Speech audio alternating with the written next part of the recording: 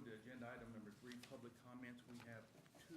One would be reserved for agenda item number 6. Ms. Hickey, would you like to do that when we get there? Okay. Ms. Corinne Smith, and you have the floor. And you have 5 minutes. Good morning. Again, my name is Corinne Smith, and I am here for help. I was told I should probably come here to speak to you. I don't know if you can help, but I live in Sutherland Springs, and we have a big problem of animal control in Sutherland Springs that doesn't seem to be being addressed. I was referred to the Sheriff's Department for assistance, and they say that they won't help with dumped or stray animals. They said they will come out for dangerous animals, animals that are creating a nuisance, but other than that, they won't come out. And the Wilson County No-Kill Animal Shelter, I've called multiple times, and they don't answer, and they don't return the calls. So I am here for help. I don't know who else to talk to. I was referred to the Commissioner's Court. I don't know if you can help. I don't know what we're supposed to do. We moved to Sutherland Springs, my husband and I, 4 years ago with 1 cat. We now have 7. We've had multiple cats dumped on our property that do disappear. We had a cat dumped on our property with a broken jaw and a broken leg. The Sheriff's Department did come that day, so I don't know why, but they did come that day. He told me he did not have equipment to assist. They don't have any catch poles, they don't have any nets, they don't have any crates, they have no place to take them to, so he couldn't help. So that animal suffered, and and I don't know if people even care about animals, really. I mean, some people do, some people don't, but it's the right, humane thing to do is to take care of these animals and to keep them from suffering. I see that because they keep coming on, they end up on my property. I'm not a rescue and I'm not a shelter, but I have 7 cats. So I'm here to ask, is there anything that can be done to assist the residents of Sutherland Springs with these abandoned, dumped, stray, disregarded animals? Not just cats, dogs too. We have the same problem with dogs. So that's what I'm here for assistance, for help. Thank you. We're not allowed to answer, question I'm back. sorry? On public comments, ma'am, we cannot comment back. Oh, okay. This is my first time here. I'm sorry. But I will say this, if you'll wait till the end of the court, I will talk to you about that. Okay, I certainly will. Thank you very much. Agenda item number 4, certificates of completion awards and bond continuation.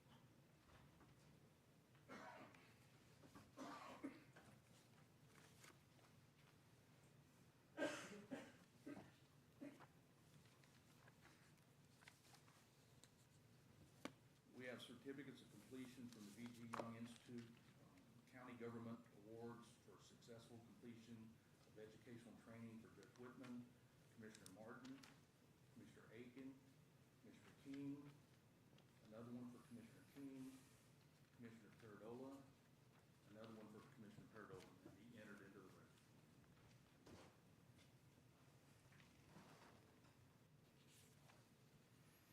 Agenda item number 5, county extension activity reports. Do we have anybody from AgriLife here? No. Okay, so Commissioner, take a look at agenda item number 5 right quick. I'll give you a few minutes.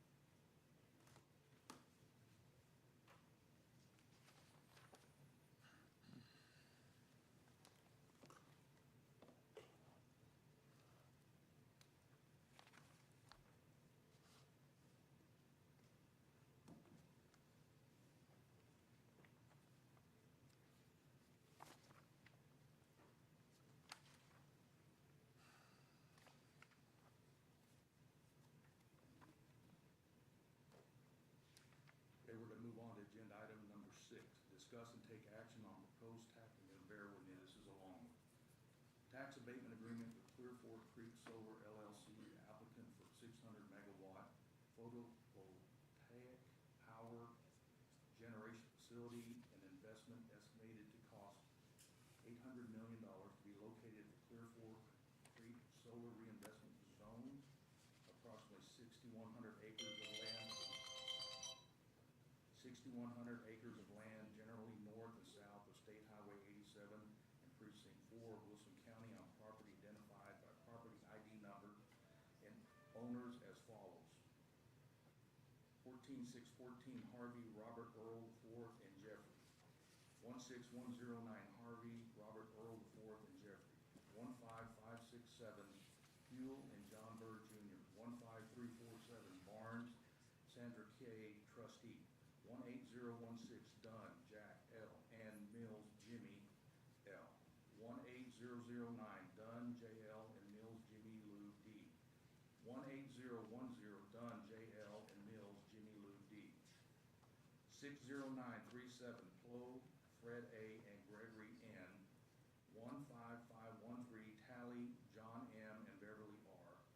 18015 Tally and Toby B. and Christy W. 18014 Tally, Toby B. and Christy W.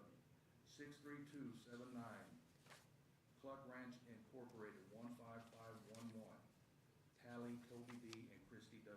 16652 Cluck Ranch Incorporated. 63352 Cluck David Mark. 76495 David Mark Cluck Family Limited Partnership.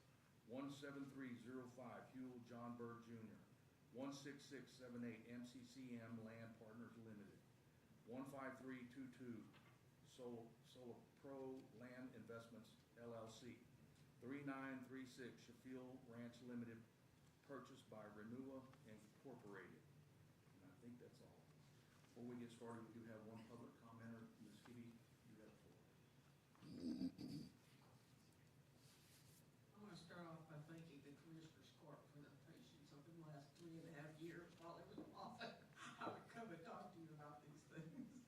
And I want to congratulate both Clear Creek and the county for coming up with a contract that both protects the property owners and protects in their interest, it protects the taxes that are to come from this. I think that this is a good way of setting a precedence for any more of these things that want to come forward.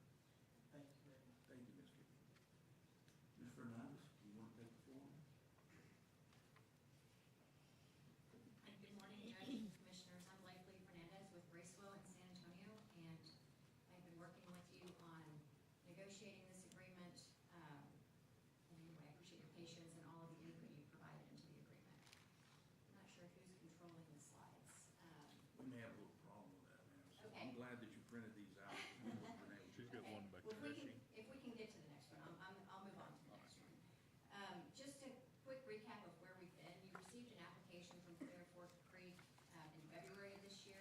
It was revised in April and again in May. On May 12th, the county approved a development agreement. That agreement established the county would not incur any costs in reviewing, negotiating, and entering into this agreement. On May 19th, the judge found the application to be complete. Notices were sent out to all of the jurisdictions in the area and to the court. A draft abatement agreement was posted on May 22nd on your website for folks to be able to review and provide comments to you. We held a hearing to create a reinvestment zone on June 9th. On June 9th, the zone was created, and then today we are here for consideration of the agreement. So the agreement terms, look at that. Thank you. Is that? Yes, it just changes whether I need glasses or the agreement is for a project that's 600 megawatt photovoltaic power generation facility, an $800 million investment in the county.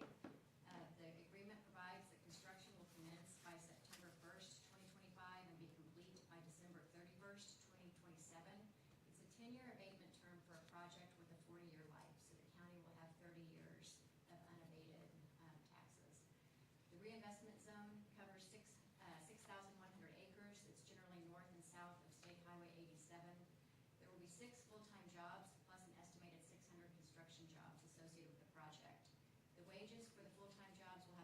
salary of $70,000 a year, each with healthcare benefits.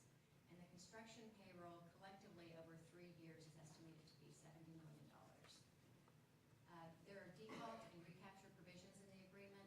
If the agreement is suspended during a year of default, and the default is cured, the full amount of taxes due during the default period shall be paid, but previous years that were in compliance will not be recaptured. If the default should not be cured, then the county may cancel the agreement and recover abated property taxes back from the beginning of the agreement, less any pilot payments you've received.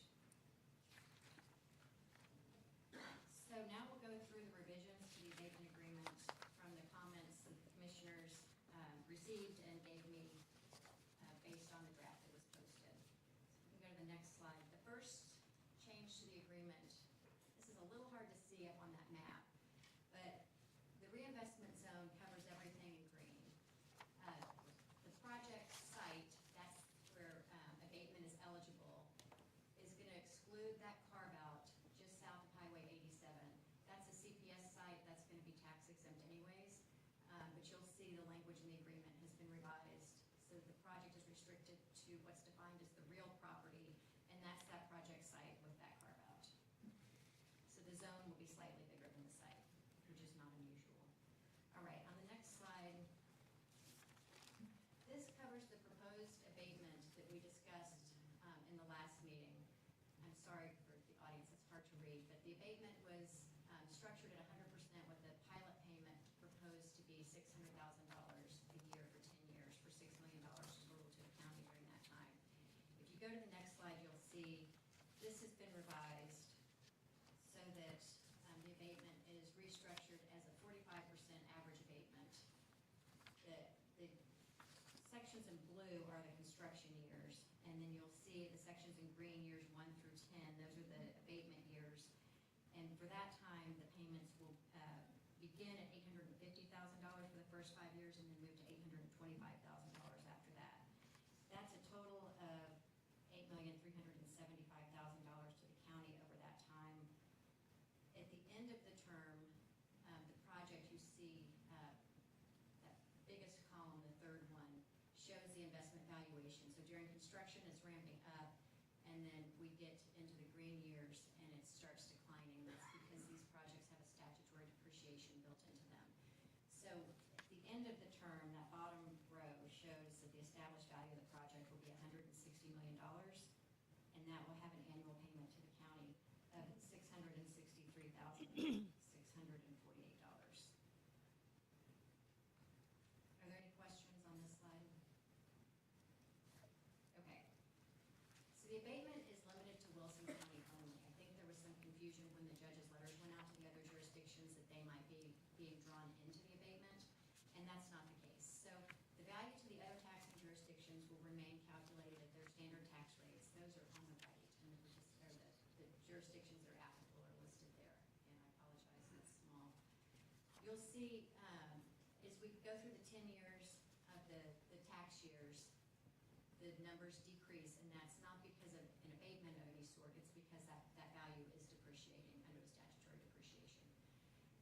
The jurisdictions will receive, they'll pay their taxes based on what the tax assessor says. So we, as the county, we are agreeing to a set value on this project. It'll be $800 million is where it will start, unless it comes in higher than that before, when the construction completion certification is filed, then we would adjust everything according to the higher number. If it's lower, you're still at $800 million. That's the valuation that's stipulated in the agreement. For the other taxing jurisdictions, they'll pay taxes, or they'll receive taxes based on the value that the tax appraiser finds on this property. All right, on the next slide, this shows the estimated property taxes from the project for all of the taxing jurisdictions at their full rate during the construction years in terms of the project. I've got Wilson County in a red box there because we've got the abatement agreement that's going to change yours. But you'll see for the school districts, once you get past the construction years, their revenue coming in is pretty substantial. The other districts have very small tax rates, so their revenue coming in is smaller, but they'll get their full rate. All right. So on the next slide, we start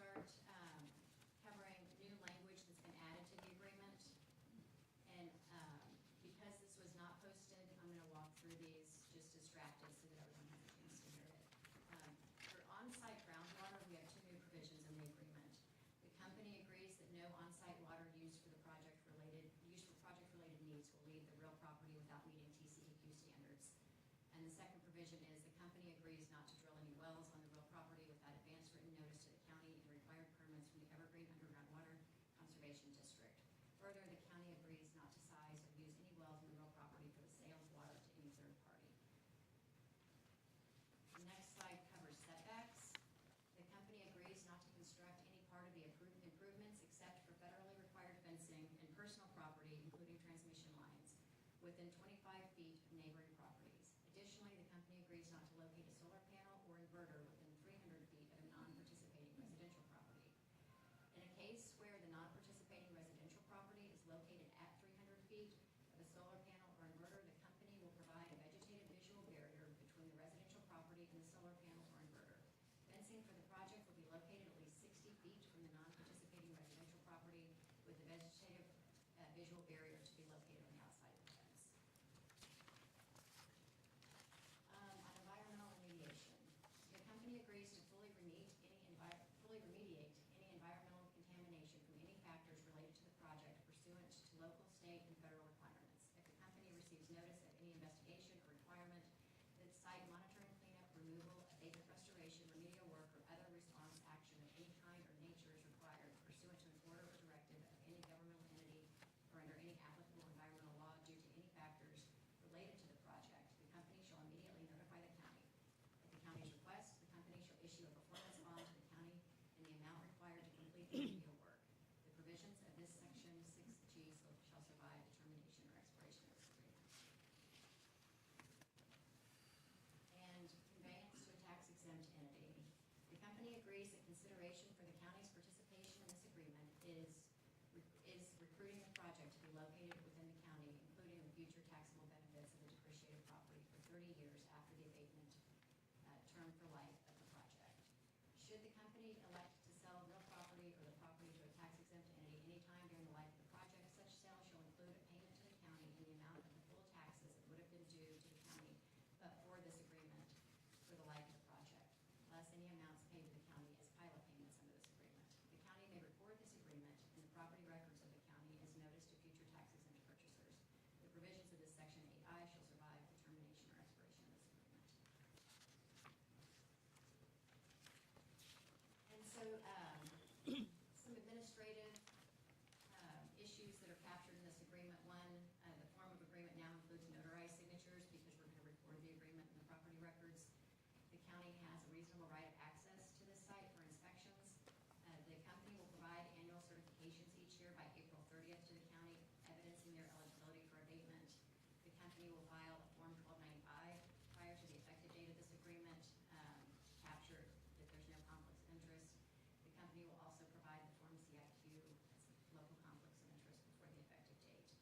And then the company will make the required disclosures under state law that it does not boycott Israel, does not boycott energy companies, does not discriminate against firearms or ammunition industries, and does not engage in business with Iran, Sudan, or other terrorist organizations.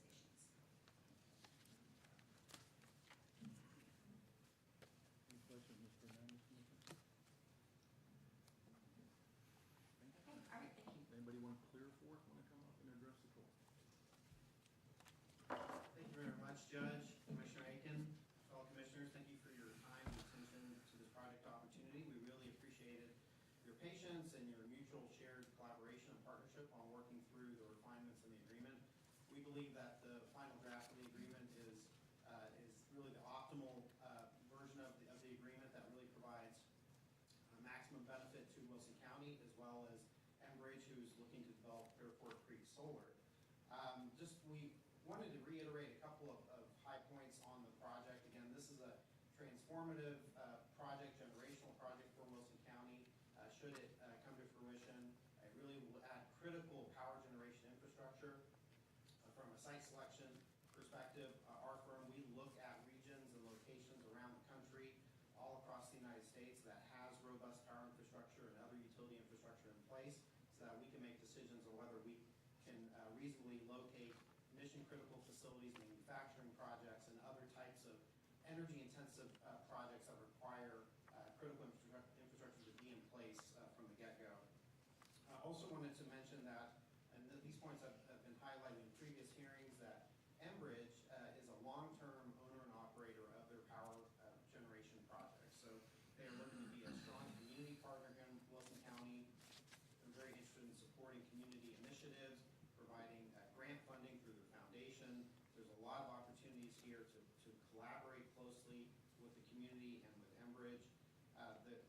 Enbridge is also looking to hire locally for full-time positions, as well as the 600 construction jobs that will be required to implement this project. So want to reiterate that as well.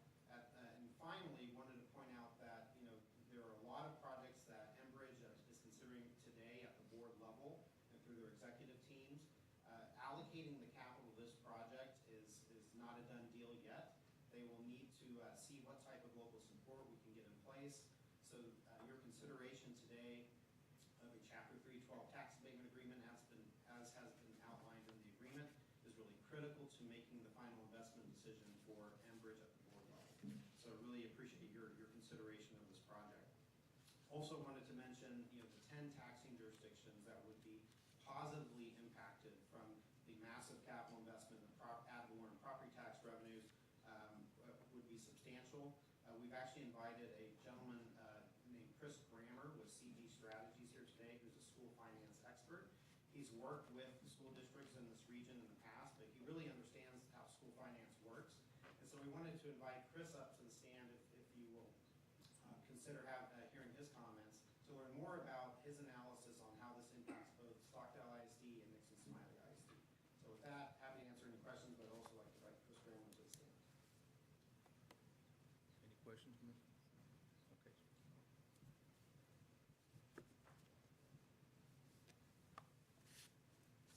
Good morning. Again, just to reintroduce myself, Chris Grammer with CG Strategies.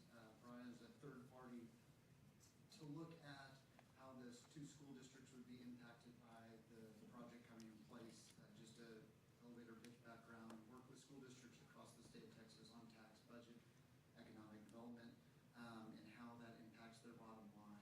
We have a very messy and convoluted funding mechanism for operating schools in this state, and so how a large project like this, bringing a sizable taxable value to both school districts' tax base, impacts them is messy to say the least, but also varies from each school district. And so we looked at Stockdale and Nixon Smiley CISD to look at how it would impact them for M&O tax purposes and revenue, INS tax revenue, and how it would impact the taxpayers, so the other existing taxpayers, and how they're impacted by an increase in local value due to the project.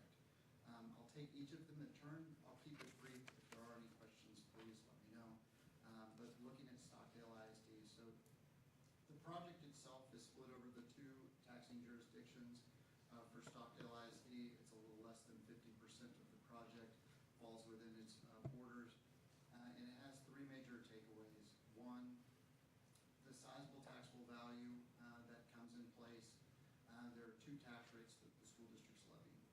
Their M&O tax rate, which is that revenue goes to funding the teachers, the day-to-day, what you think of when you close your eyes and think of school and everything that goes on. We have an equalized wealth system there, and so that is funded from state dollars and local revenue. Local revenue, tax revenue is the first bucket, and as that increases, state decreases their revenue to the school district. So the increased value here generates more revenue for the school district, but the state simply decreases the revenue they send, holding the district to the same level regardless. So for the M&O purposes, so for funding purposes, Stockdale has to fund teachers and day-to-day operations. They're in the same place either way. However, if we shift gears and we look at the INS tax rate, which is the rate that's levied to fund bond projects, so facilities needs, renovations, upgrades, the structures themselves, there's significant impact for the school district. And so this tax rate works kind of as we think taxes should. The more revenue that you bring in to service a finite amount of debt service, you could lower the tax rate to do that. And so this project, simply put, doubles the tax base for the school district.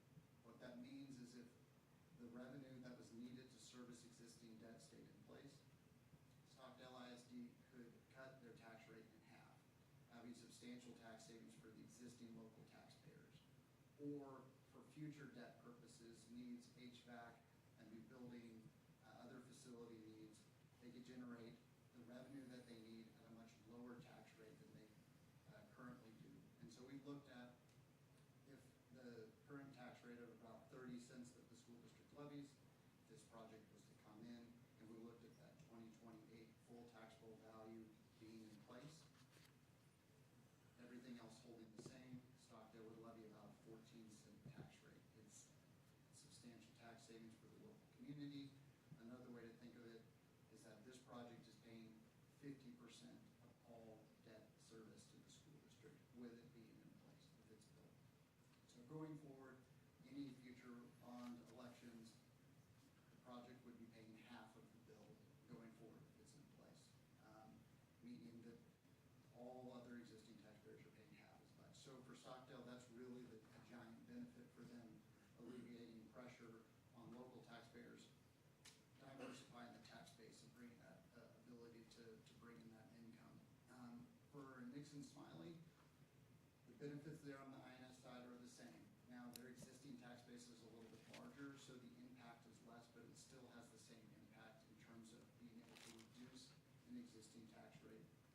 And so we looked at that, and for that school district, although it's not putting it in half, if we held everything constant, we'd look at about a 15% reduction in that tax rate. Again, translating to tax savings for local taxpayers that are already here. And the only thing that I will note for Nixon Smiley is, and I won't get into the weeds, but the way that our school finance system works for the M&O purposes, so for funding teachers and day-to-day operations, there is a benefit for this school district with the project being here. They do generate, under our current system, additional revenue to fund teacher salaries, day-to-day operations, that Stockdale does not. That's not a Stockdale issue or a Nixon Smiley issue. That's a product of what goes on in Austin at the state capitol and the system we have.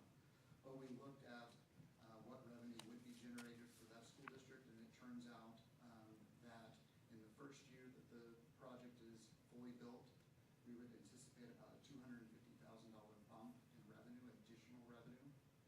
So they do send money back to the state. This money would not be sent back to the state. It would be kept here locally. And over the first 10 years, with the depreciation schedule in place, we'd estimate about an additional $1.5 million in revenue for the school district that they're able to keep locally and do with what they so see fit for the school district and the benefit of the school children. So on top of the INS, Nixon Smiley does have that benefit for their other generating revenue source to service the school district in the best of their abilities. But both have the Stockdale and Nixon Smiley have the INS benefits. I know that's quite a bit. If you have any questions, I'm happy to mention those. I think the major concern has been what happens after we get past the 10 years as far as making our taxpayers susceptible to, all of a sudden, we don't have as much money anymore, and the project has been depreciated out. You know, that is one of the questions that keeps coming up about, okay, but what happens after, you know, where will we be? And of course, it talks about potential repower come up, but in your mind, is this setting up the school districts or any of the other taxing entities for failure in the future? Well, I can speak specifically to school districts. I work with a number of them where, similar to Stockdale and Nixon Smiley both, but have a facility like this that's specifically solar, which is a long-term, makes long-term play in the tax base. And so although it depreciates rather rapidly, like different from other type of energy-producing facilities, it does maintain that $160 million value on a long-term basis. I don't know the ins and outs of this specifically, but I assume that it's like other solar facilities I've looked at, maybe a 20, 30, 40-year lifespan, that it is attributing to the tax base $160 million that is not here today. So diversifying the tax base. In terms of the school districts, that's a long-term value add for debt service purposes, servicing the future needs of facilities. You know, if we think about it right now, the school district bonds that they're passing and the needs they're meeting, those retire in 30 years, and we have to do that all again. HVAC, buildings, we got to upkeep them. You're bringing in a long-term, facility that's going to give tax revenue to the school districts. It's going to be here for a long time. And there aren't a lot of other facilities that kind of come and go, but this one has a very long run. And so I see it as a benefit. Although I'd love it to maintain that $736 million value for a very long time. Unlike a lot of other facilities, it's going to hold, well over $100 million. So for unforeseen long-term negative. The benefits may not be as high, but it's never a negative, that's for sure. Commissioners, any other questions, Mr. Brown? All right, sir, thank you. Ms. Huron, any issues that you see on the? No, I don't. I reviewed the changes, and this board seems to have been very thorough there, so.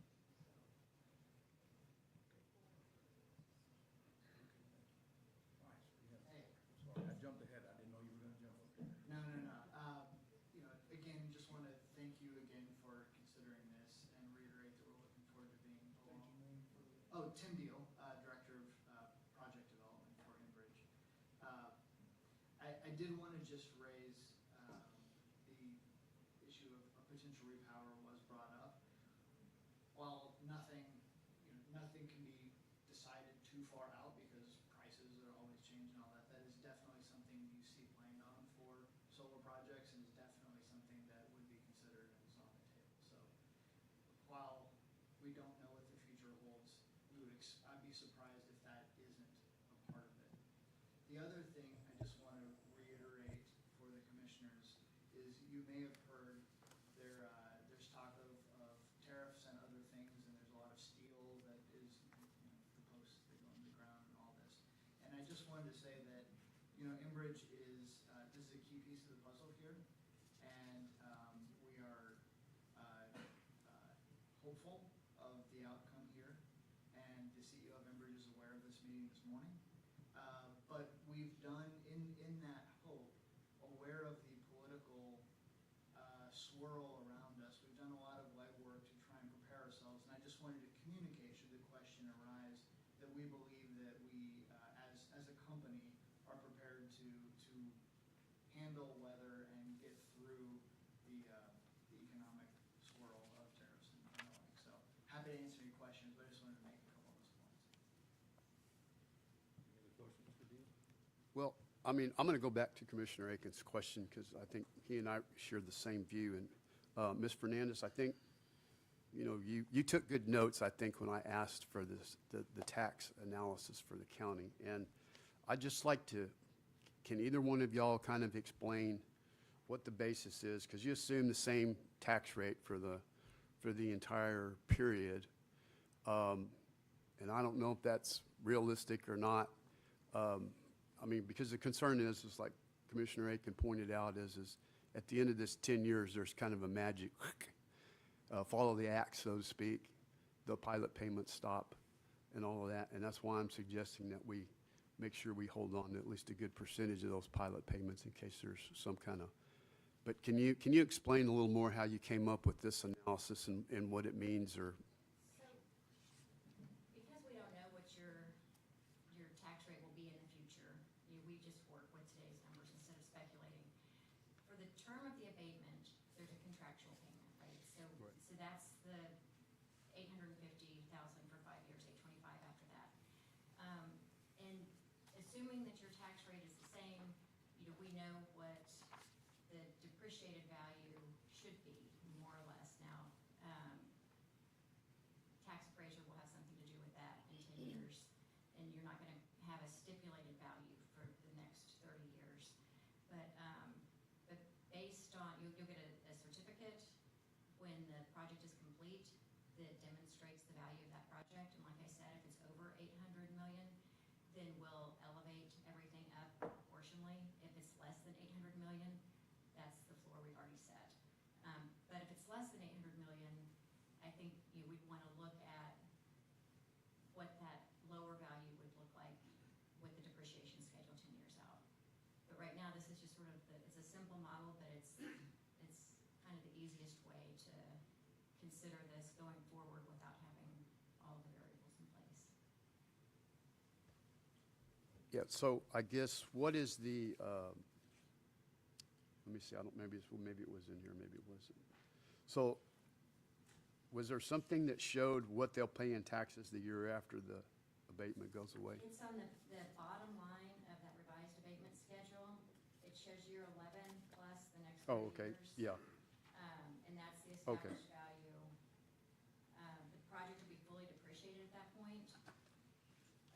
shows your estimated county tax rate. That assumes no changes over a 10-year period, and then that annual payment would be the $663,000. Yeah, okay, gotcha. So it does, it's a big drop off, but it's something that you can plan for because you've got a schedule. Thank you. Thanks. I could just add a bit more context here to the property tax projections. As Kroll being a tax advisory firm, this is part of what we do. This is, of course, all caveated with utilizing the tax rates available today, so we don't know where tax rates will go in the future. But essentially, during the 2 years of construction of this project, just looking at Wilson County, the property tax revenues for Wilson County during construction will be approximately $2 million over a 2-year period.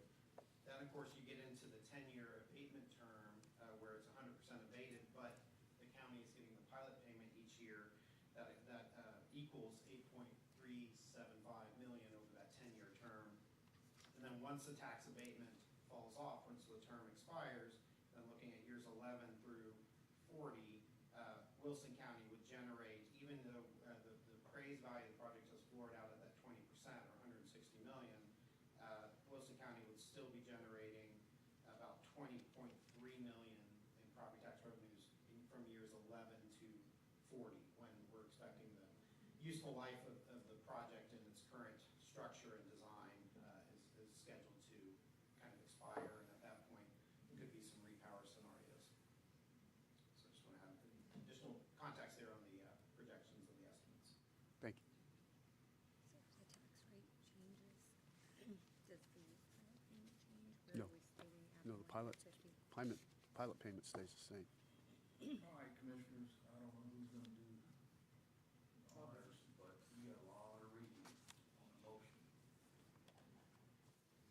Commissioner Aiken, you said, are you making a motion? Yes, sir.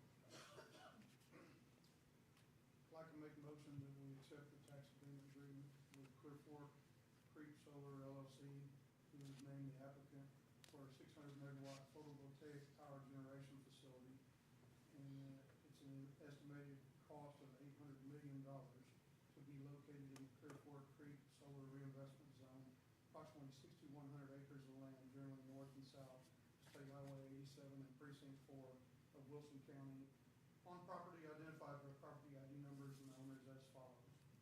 14614 Harvey Robert Earl IV and Jeffrey, 16109 Harvey Robert Earl IV and Jeffrey, 15567 Huell John Bird Jr., 15347 Barnes Sandra K. trustee, 18016 Dunn Jack L. and Mills, Jimmy L., 18009 Dunn J. L. and Mills Jimmy Lou D., 18010 Dunn J. L. and Mills Jimmy Lou D., 60937 Flo Fred A. and Gregory N., 15513 Tally John M. and Beverly R., 18015 Tally Toby B. and Christy W., 18014 Tally Toby B. and Christy W., 63279 Cluck Ranch Incorporated, 155 LL Tally Toby B. and Christy W., 16652 Cluck Ranch Incorporated, 63352 Cluck David Mark, 76495 David Mark Cluck Family Limited Partnership, 17305 Huell John Bird Jr., 16678 MCCM Land Partners Limited, 15322 Solar Flow Land Investments LLC, 39136 Sheffield Ranch Limited, purchased by Renua Inc. Yeah, we have a motion made by Commissioner Aiken. Do I have a second? Second. Motion made by Commissioner Aiken, seconded by Commissioner Martin. Do we have any other discussion regarding agenda item number 6? Here none, I'm going to call for the vote. All those in favor say aye. Aye. All those against, nay. Ayes have it, motion passes. Congratulations.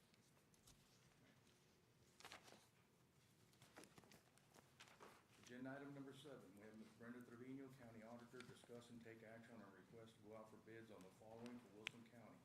7A, material hauling, material plus hauling. We'll do B separate.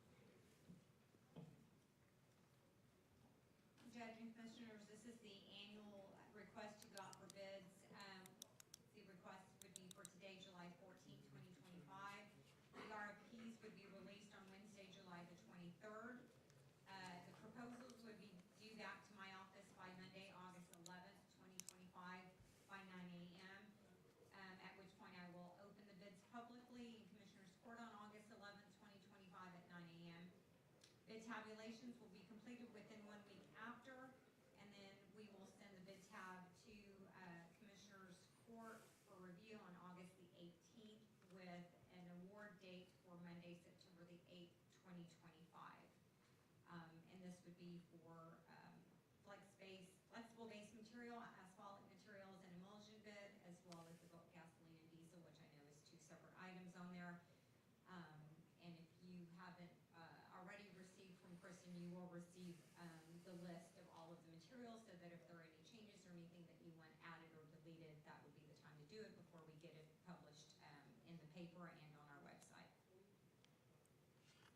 All right, Commissioners, I'll entertain a motion to 7A. I'll make a motion to go out for bids for the following for Wilson County materials hauling and materials plus hauling. Motion made by Commissioner King, seconded by Commissioner Aiken. We have any other discussion on 7A? Hearing none, I'll call for the vote. All those in favor say aye. Aye. All those against, nay. Ayes have it, motion passes. We go to 7B, bulk gasoline and diesel. I'll make a motion to request to go out for bids for Wilson County for bulk gasoline and diesel. Second. Motion made by Commissioner King, seconded by Commissioner Aiken. Have any other discussion on 7B? Hearing none, I'll call for the vote. All in favor say aye. Aye. All those against, ayes have it, motion passes. Move to agenda item number 8.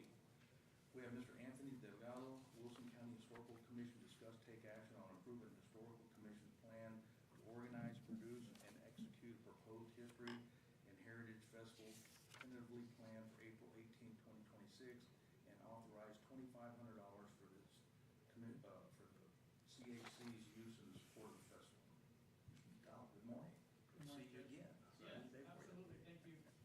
Commissioners, staff, sheriff, first and foremost, before I get into the presentation scheduled for this morning, I want to thank you for all that you do. This weekend, we installed and dedicated the DAR 250 Patriot Marker, which will stand for generations to be able to tell those future generations all about a small part of Wilson County history. And it also stands as a testament to you, the Commissioners Court, and your support to promote the history of Wilson County. Well, speaking of the history of Wilson County, this morning I want to come before you and talk about an initiative that we, your Historical Commission, are working on, and that is a History and Heritage Festival. Imagine, if you can, a mini folklife festival that we used to go to in San Antonio for years. We want to do the same thing here in Wilson County, and so that's kind of the proposal. The objectives, the next slide, for the festival are really what you would imagine a festival would be about. So this is about honoring and celebrating the history, the rich history and culture of Wilson County. You know, think about the indigenous people that have been here. Based on archaeological records, we know they were here for at least 10,000 years. Following them, the Spanish came, the Germans, the Phoenicians, the enslaved. We want to be able to look at, promote, and protect all of that history and celebrate it. We want to showcase the area's historical and cultural organizations. We want to invite the musical club and have them come. We have blacksmiths that still continue to do that business in the area. We also want to create a learning opportunity. Many of us, you know, when I was doing my family history, I had no clue what they were doing and where they were from. And so we want to create a learning opportunity for the citizens, the young and the old, about Wilson County's rich history. And in doing that, in holding that festival, we also want to promote and encourage cultural and heritage tourism. Next slide. By way of doing that, what do we have planned? Well, we're going to invite, of course, all of the communities throughout Wilson County to attend. We want to invite the cultural and heritage organizations from within those communities. Think about your Sutherland Springs Historical Museum, Stockdale Historical Museum, the Vermillion Historical Association. We want to invite local, when I say local, it's not just Wilson County, but nearby counties as well, where we have chapters of the Daughters of the American Revolution, those that were responsible for today, the marker on Saturday, the Sons of the American Revolution, the American Indians of Texas Spanish Colonial Missions. We would want to invite them. They do a really neat historical dance interpretation that would be really neat to see. Canary Island Descendants Association. So far, we've compiled a list of 40 different cultural and heritage organizations that we want to invite to this festival. Next slide. If all works well, we have scheduled April 18th for the date, and we did meet with the City of Floresville, who is very interested in hosting the event at the Floresville Event Center. If for whatever reason that's not available, we will look to hold the Heritage Festival at Helton Park. Helton Park is significant in our history. We have trace indigenous there. The Camino Real de los Tejas runs right in the middle of today's Helton Park. We would hold the event approximately from 10 in the morning till 6 in the evening. Next slide. So this is about the real reason why I'm here. One is to get the Commissioners Court's blessings for your historical commission to be able to organize and produce the History and Heritage Festival planned for April the 18th. And then also to request approval from the Commissioners Court for approximately $2,500 to help support the History and Heritage Festival. What would that money be used for? Things like we've got one of our historical commissioners, Jed Elrod, has been doing living history for years. He was out at Fort McCavick several years ago, reenacting Western medical assistance. He was a medical aide to a surgeon. Thank goodness we have modern technology. But he knows some chuck wagon cooks, and so we're going to invite a couple of chuck wagon cooks to come out and do demonstrations. So whatever it may cost to help offset their costs, whether it's meat or travel on their truck wagons. We also want to work with the University of Texas, the Rio Grande Valley. They have a traveling trunk that they have compiled. This trunk consists of artifacts, things that our Civil War veterans would have worn during the Civil War, both Union as well as Confederate. And so whatever funds we may have available to us to support the shipment of that trunk so that the kids could be able to see and interact with those types of activities. But that's basically what the money is for. And then the next slide, I think, is just for any questions that you may have associated with the proposal of the History and Heritage Festival planned for April 18th of 2026. Thank you, Mr. Delgado. Hey, I just want to add, don't forget, we've got a new group in town. It's called the Texas Tribal Buffalo Project. And so they're very excited about getting incorporated into the Historical Commission and Society. And I think actually they're doing a presentation Yes, next sir. month. The Historical Society has them coming at their meeting July the 22nd Yeah. to hear all about Next week. bringing the Okay. buffalo back to Wilson County. Yeah. There's a neat history there. Real quickly, during the 18th century, the monarchs in Europe were interested in demonstrating to their fellow monarchs their beasts of burden that roamed their lands. And our Spanish ancestors here had the task of rounding up the buffalo, because, they round up cattle, so they could just run a buffalo. But when you go through the record and you read those 6 years' worth of struggles of trying to round up buffalo, eventually they're successful, and our residents from what is now Wilson County rounded up that buffalo, escorted the buffalo to the King of Spain, and so that history is part of our history as well. That's really cool. Thank you for that, Commissioner Martin. Yeah. Great event this weekend, Anthony. That was great. Thank you, sir. There's a lot of history there that I didn't know anything about for Wilson County. Yes, sir. Any other questions, Mr. Delgado? I do, Judge. Yeah, it does sound like a great event. I do have a question, because the county now manages the budget for the Historical Commission. I just wanted to clarify, is the $2,500 that you're requesting to be included in the new fiscal year budget? Yes, ma'am. Okay, and then the other thing, I wanted to ask, I know that it costs more than $2,500 to put on a festival, so how, will there be additional funding requests, or how are you, because the commission no longer has a bank account, so how are you going to fund the entire festival, or is that something that the county is going to need to consider in the budget process? We're gonna be working with the city of Floresville, who, good Lord willing, is gonna be donating the event center. So those costs, we won't have to be concerned with. We're also gonna be going out and looking for sponsorships. That's the plan. The plan is to be able to do as much as we can through sponsorships. Once we have, figured out what those, activities are and the costs associated with those activities, then we'll have a better idea as to what, if any, funds are gonna be necessary, and then we'll come back to the Commissioner's Court to have that done. Right now, we've got, that $2,500 on our planned, budget submission for this year, for the next fiscal year. Okay, so we will, do you think that you might have those costs and everything associated with the festival, that you may be requesting additional funds from the county by August of this year? It's reasonable to expect that we should Okay. be able to know that, yes, ma'am. Okay, all right. And then we'll work together, because like any of those sponsorships and all of that, because the county now manages the budget and the funding for it, all of that, those fundings would have to flow through the county, be received by Commissioners Court and all that good stuff. So I certainly will work with you on that.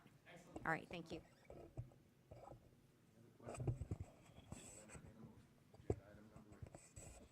I'll make a motion to approve the Historical Commission's plan to organize, produce, and execute a proposed history and heritage festival tentatively scheduled for April 18, 2026, and authorize $2,500 for CHC's use in support of the festival being budgeted in FY 25-26. Motion made by Commissioner Martin, has been seconded by Commissioner Aiken. Do we have any other discussion on agenda item number 8? Hearing none, I'll call for the vote. All those in favor say aye. Aye. All those against, nay. Ayes have it, motion passes. Thank you. Thank you so much. Appreciate it. Agenda item number 9, we have Gary Martin, Commissioner Precinct 1, to discuss, take action on material donation from Broadus Company to be used at the Sheriff's Impound Yard. Commissioner, you have the floor. Thank you. There is a brief letter that Broadus wrote to the county indicating that they have some material left over from construction of the EOC that they want to donate to the county. Specifically, they had mentioned it to the sheriff, and he saw it, and he has a spot in his impound yard that it's not an impound yard, it's a drainage structure. It holds water. So we want to use that material to fill that area in. I'll provide the labor. So the motion is to accept the material donation from the Broadus Company to be used at the Sheriff's Office impound yard in Precinct 1 and provide the labor to install it. Second. Motion made by Commissioner Martin, seconded by Commissioner King. Do we have any other discussion regarding agenda item number 9? Hearing none, I'll call for the vote. All those in favor say aye. Aye. All those against, nay. Ayes have it, motion passes. Agenda item number 10, we have Gary Martin, Commissioner Precinct 1, discussion only, presentation and discussion by Texas Parks Wildlife biologist Audrey Naughton on carcass disposal requirements. Naughton?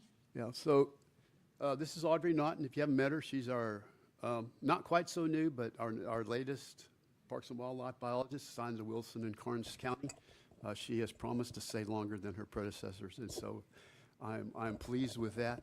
I do a lot of work personally with Parks and Wildlife, and so I know there's been a lot of questions and confusion from people and the public about why we don't want to pick up the animal carcasses anymore. So Warden Fretz couldn't be here today, but this is important enough, and we're probably fixing to start having animals that are hit. And so I wanted her to be able to come and explain why we have the rules that we do, and to let us know what we should and should not be doing in moving, especially the deer carcasses throughout Wilson County. Good morning, Commissioners and members of the public. My name is Audrey Naughton, and I serve as the Texas Parks and Wildlife District Wildlife Biologist for Wilson County. I appreciate the opportunity to speak with you today regarding the updated carcass disposal requirements in the state of Texas and their implications for the citizens of Wilson County. Chronic wasting disease, commonly referred to as CWD, is a fatal neurological illness that affects both native and exotic certain includes white-tailed deer, mule deer, elk, red deer, and Sitka deer. The disease is transmitted through direct contact between animals or exposure to contaminated bodily fluids in the environment.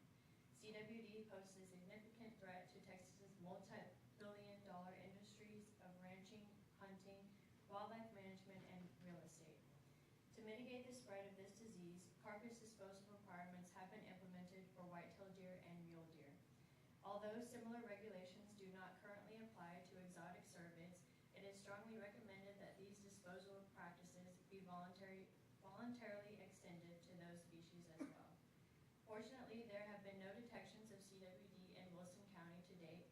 I respectfully urge the court and residents of Wilson County to maintain this fact by adhering to the established disposal protocols.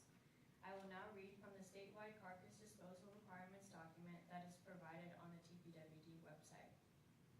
The importance of proper carcass disposal is that proper disposal of carcass parts from white-tailed deer and mule deer is an important management action for reducing the risk of unintentional transmission of chronic wasting disease to susceptible wildlife from CWD positive areas to areas where the disease is not yet known to exist.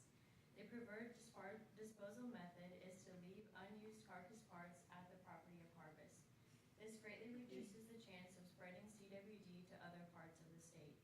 Hunters are allowed to debone a carcass at the property of harvest, provided that meat is processed no further than whole muscles and may not be ground, chopped, or sliced. Meat from multiple deer must remain in separate bags or containers while transported.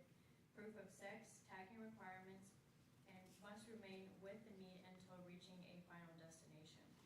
If the carcass is transported away from the property of harvest, unused parts must be disposed of in a commercial trash service bin or returned to the property where the animal was harvested, or buried at least 3 feet below the ground and covered with at least 3 feet of earthen material. Harvested deer or deer heads can be taken to a commercial processor or taxidermist, and the commercial processor or taxidermist must properly dispose of unused parts. The core message of these requirements is this: unused carcass parts should either be left at the site of harvest, placed in a commercial trash receptacle, or properly buried in accordance with guidelines. For more information about chronic wasting disease or related requirements, please visit the Texas Parks and Wildlife Department website or reach out to your local wildlife biologist or regional health specialist for assistance. Thank you for your attention and commitment to safeguarding the health of our wildlife and communities. Thank you. So just right quickly, could you explain, you also mentioned to me when we discussed this, was that we don't want to be like hauling them back to our yard and burying several deer carcasses together. Can you go over that as deceased animals are reported to us and they ask them to pick us up? Can you let us know specifically what it is you would like to see us do with them? You're saying if you guys pick them up, what you would want to Yeah, do with them? right. So you'd probably want to take them to a landfill, one that our commercial trash bins go to. And so the reason for that is they kind of provide a tarp underneath the landfill so that no animals can get in, no leakage can come out of it. Or burying it so that no other animals can dig it up and then be exposed to that disease. But did you tell me we shouldn't bury them at the same place? Or I thought that's what you had indicated to me. It's okay to bury them as long as they remain, the other animals that are there also remain buried, if that makes sense. Okay, yeah, as long as they got 3 feet of cover. Right, but you really don't want us removing carcasses from private property, only the roadway. That's correct. Private property, they can put it in their trash bin, they can bury it themselves. But we really just want to prevent that disease from going to other properties and being spread around and having animals interact with that disease where it wasn't previously. How is it transmitted? So if an infected deer, touches noses with another deer, commonly at feeders as well, if they have saliva or any other bodily fluids, that's how it's transmitted. Can a buzzard transmit that after it's been on a carcass? That's a good question. I don't know. If they have the saliva on them, it's possible. So, but if they're on the highway, because I live on a very active farm market road and deer are getting hit all the time, we just leave them on the side there and let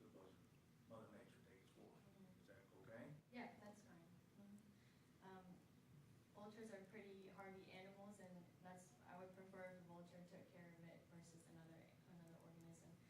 This disease only affects cervids, so that means, white-tailed deer, things like that, things that are related to deer. And so it's not gonna affect a vulture. It's rare that a vulture is gonna spread it. It's mostly between contact between deer species. And I think even in that, you kind of guys have kind of provided guidance to TxDOT not to just move them, if they're a road hazard, move them out of the road, but whether they're deer, hogs, or whatever, just leave them there and let nature take care of them, right? Is the Parks and Wildlife official recommendation, basically, I guess, for any critter that winds up on the side of the road? Yeah. Vultures provide millions of dollars in ecological services by cleaning our roads. As long as it's not providing, a safety risk to the public, they most likely will take care of it for us. So does our staff, if they need to move an animal, do they need to take any other protection other than just maybe wear latex gloves or something? Yeah, just latex gloves is fine. Moving it off the roadway, or if you feel like it needs to be removed from the area, disposing of it at a landfill or burying it.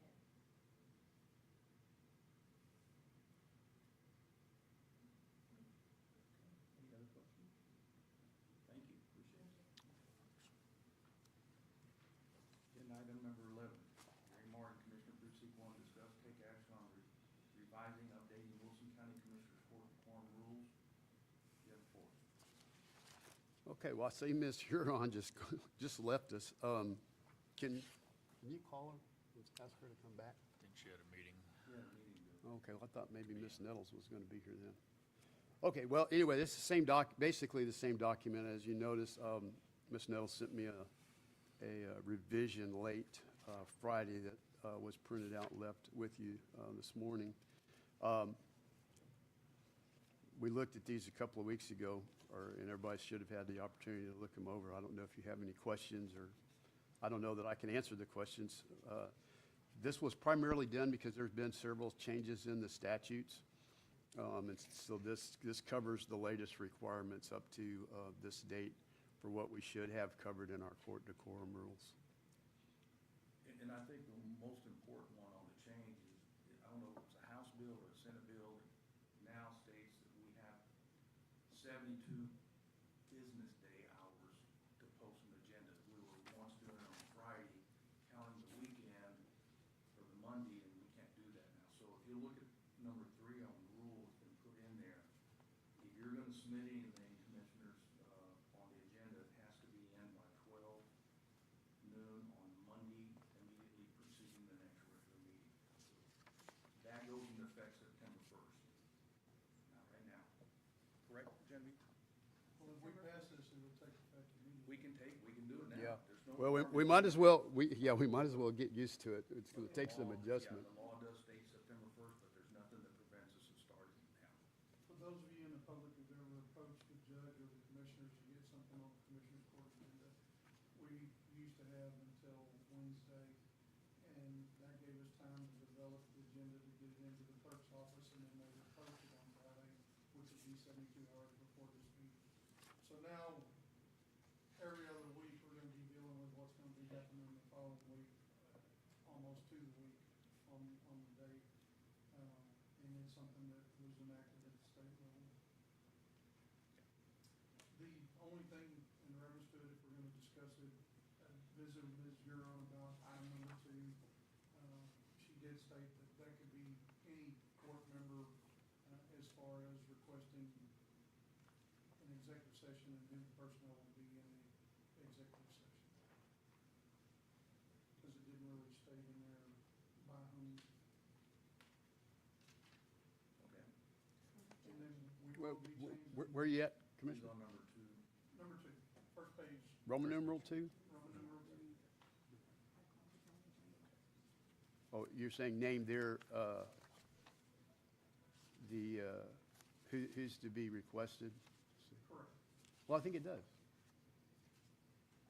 And only those individuals expressly requested or ordered to be present and allowed to attend executive Well, session. it doesn't say who's doing the requesting, if it's the judge or the commissioners or. I think it's Commissioner's Court. And that's what Yeah. I mean, if we need to, Said it was good enough to be able to move forward, and then I had, Roman numeral 6.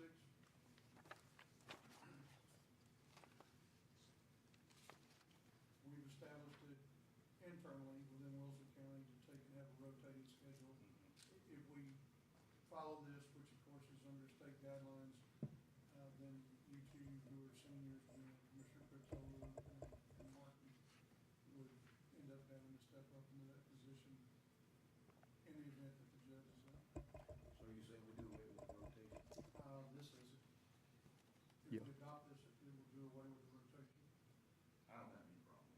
I don't have a problem with it either. Okay. All right, I've read through it, I think it's good. We can ratify it today. I'll entertain a motion. I'll make a motion to accept the revisions and updates to the Wilson County Commissioners Court decorum rules, effective immediately. Second. Second. Motion made by Commissioner Martin, second by Commissioner King. Do we have any other discussion regarding agenda item number 11? Hearing none, I'll call for the vote. All those in favor say aye. Aye. All those against, ayes have it, motion passes. I'm going to sign this off first.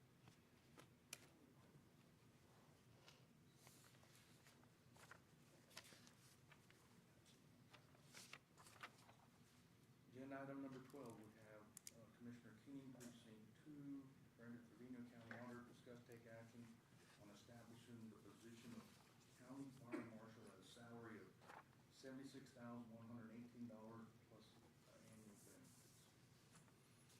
Yes, so last month, if you remember, you had me, or you requested that I do some research regarding available funding to establish the position of county fire marshal. I worked with Jalen Boterford, our HR director, on coming up with a suitable and comparable salary, to which she recommended the $76,118 annually plus benefits. We do have the funding available in the existing budget, so there will be no additional funds being requested. And then the only question that I have for your consideration is if you want this to be a standalone department, or is this the fire marshal going to fall within the Department of Emergency Management, so that I know how to plug in the dollars? This should be a standalone. It should not fall under anybody but the judge. Well, it should be Commissioners Court, I think. Well, but yes, a standalone. Standalone. Okay, so my recommendation would be then, if you remember, we have had the county engineer department, which was Department 0411, if I remember correctly, originally budgeted for this fiscal year, and then the court deemed that we were not going to fill the position of county engineer and then create the position of development inspector over in permits and development.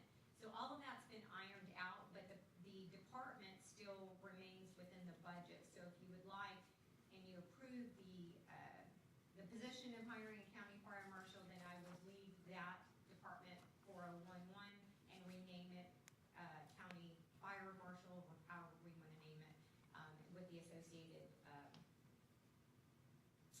budgeted line items in that department. And its salary, is that comparable to?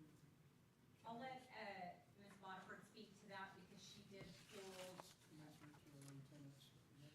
she pulled other, I did. I researched fire marshals across the state on the governmental side, and it ranged anywhere from 56,000 to 96,000. The 76,118 came from comparing that position along with the sheriff's department lieutenant position and making them essentially the same dollar amount.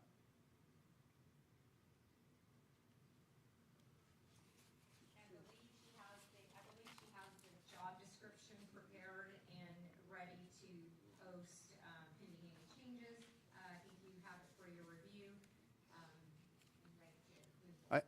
I think there's something critical missing from here. It doesn't say anything about enforcing International Fire Code, and in the qualifications, it doesn't say anything about having any knowledge of the International Fire Code. And that is the primary, one of the primary functions that they're going to have to do. They need to have think, experience in plan review and those kind of things, and that needs to be real highly, I think, accentuated in here so that I they, think as far as International Fire Code, in order for these firemen to have their TCFDs, they have to have International Fire Code. yeah, but there's certain different things that they can get certified in. I wish Chief Thompson was here, but he's not. Thompson reviewed that. Yeah. That himself. Well, I will give him a call after court today and talk to him about it, because, I mean, somebody's got to be able to do plan review. If they haven't been trained in that, they don't know how to read a set of plans, it's going to be hard for them to do that part of the job. Because most of the qualifications are kind of like supervisory things in conducting fire investigations, and that's, I mean, while we do have a lot of fires, we don't have a lot of them that really need fire investigation, because there's really no mention in here of that anywhere in the qualifications. And I don't know what certifications they really should have from the fire standpoint side. That job description was actually sent to me by Cindy Stafford and Chief Thompson. It was sent to Chief Thompson. He wanted revised, and it was put together in a professional manner. But you said Chief Thompson went through all this, He did. and he was a major part of this. And he's been helping our development office as well, doing plan reviews, so. Must complete and maintain all mandatory training required to certification for both Texas Commission of Law Enforcement Officer Standards and Education of Texas Commission on Fire Protection. I think it's pretty much covered there. It does. Commissioner Aiken, you were with the fire side. What do you see? EMS and fire? I mean, you're looking at someone who, doesn't really stated in here, but I'm gonna assume that we would want the commission to be carried, either we're gonna develop a new office and they're gonna have to establish themselves, or are we gonna have their commission carried under the sheriff? We talked last time. We talked last time, the sheriff said he would cover. Okay. Well, it's not in here, and so I wanna make sure that we have clarity on that. Is it, The residency requirement, I That mean, I was- like it. I don't think. it doesn't have to be in there. This is a job description. It's a job description, it doesn't need to be in there. Yeah. Sheriff will carry that commission. Well, we're creating something, I'm not gonna say new, we're bringing back an office, and so the more you have written up front, whenever you're creating it, the better off. And this is the first time, I mean, I was kind of expecting y'all to come back to court with these for consideration, not to come back to court and want us to go ahead and go out for the position, the way that I read the minutes from last month.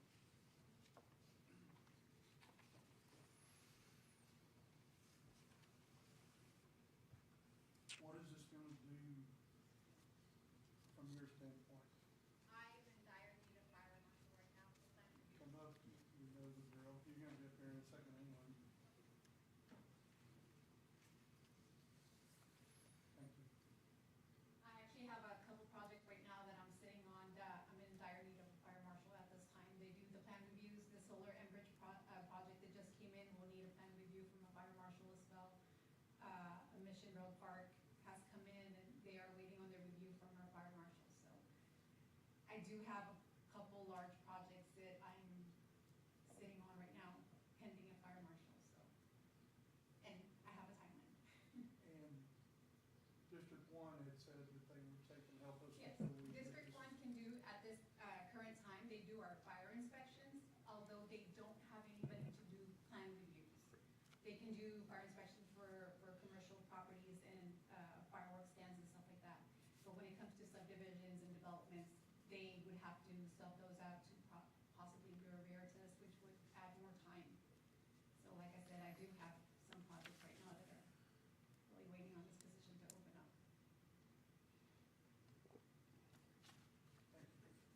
I will make a motion to establish the position for the Wilson County Fire Marshal at a salary of $76,118 annually, plus benefits in its own department. All right, motion made by Commissioner King. Do we have a second?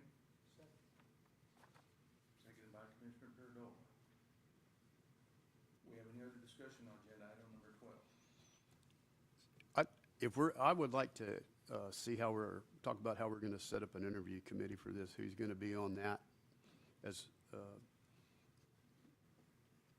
think we have enough subject matter experts in the county to comprise a board for that, correct? Yeah, that would be. yeah, I'd like to, because I'd like Commissioner Aiken to be on it. Yes, Commissioner Aiken would be one. All right, any other discussion? Well, okay, but I want to know who is going to be on the board. Who are we going to put on it? Because we don't need a whole lot of people, otherwise it gets convoluted. We need 3 or 4 people. Okay, I understand that. Can we vote on this first and then, that should come later on.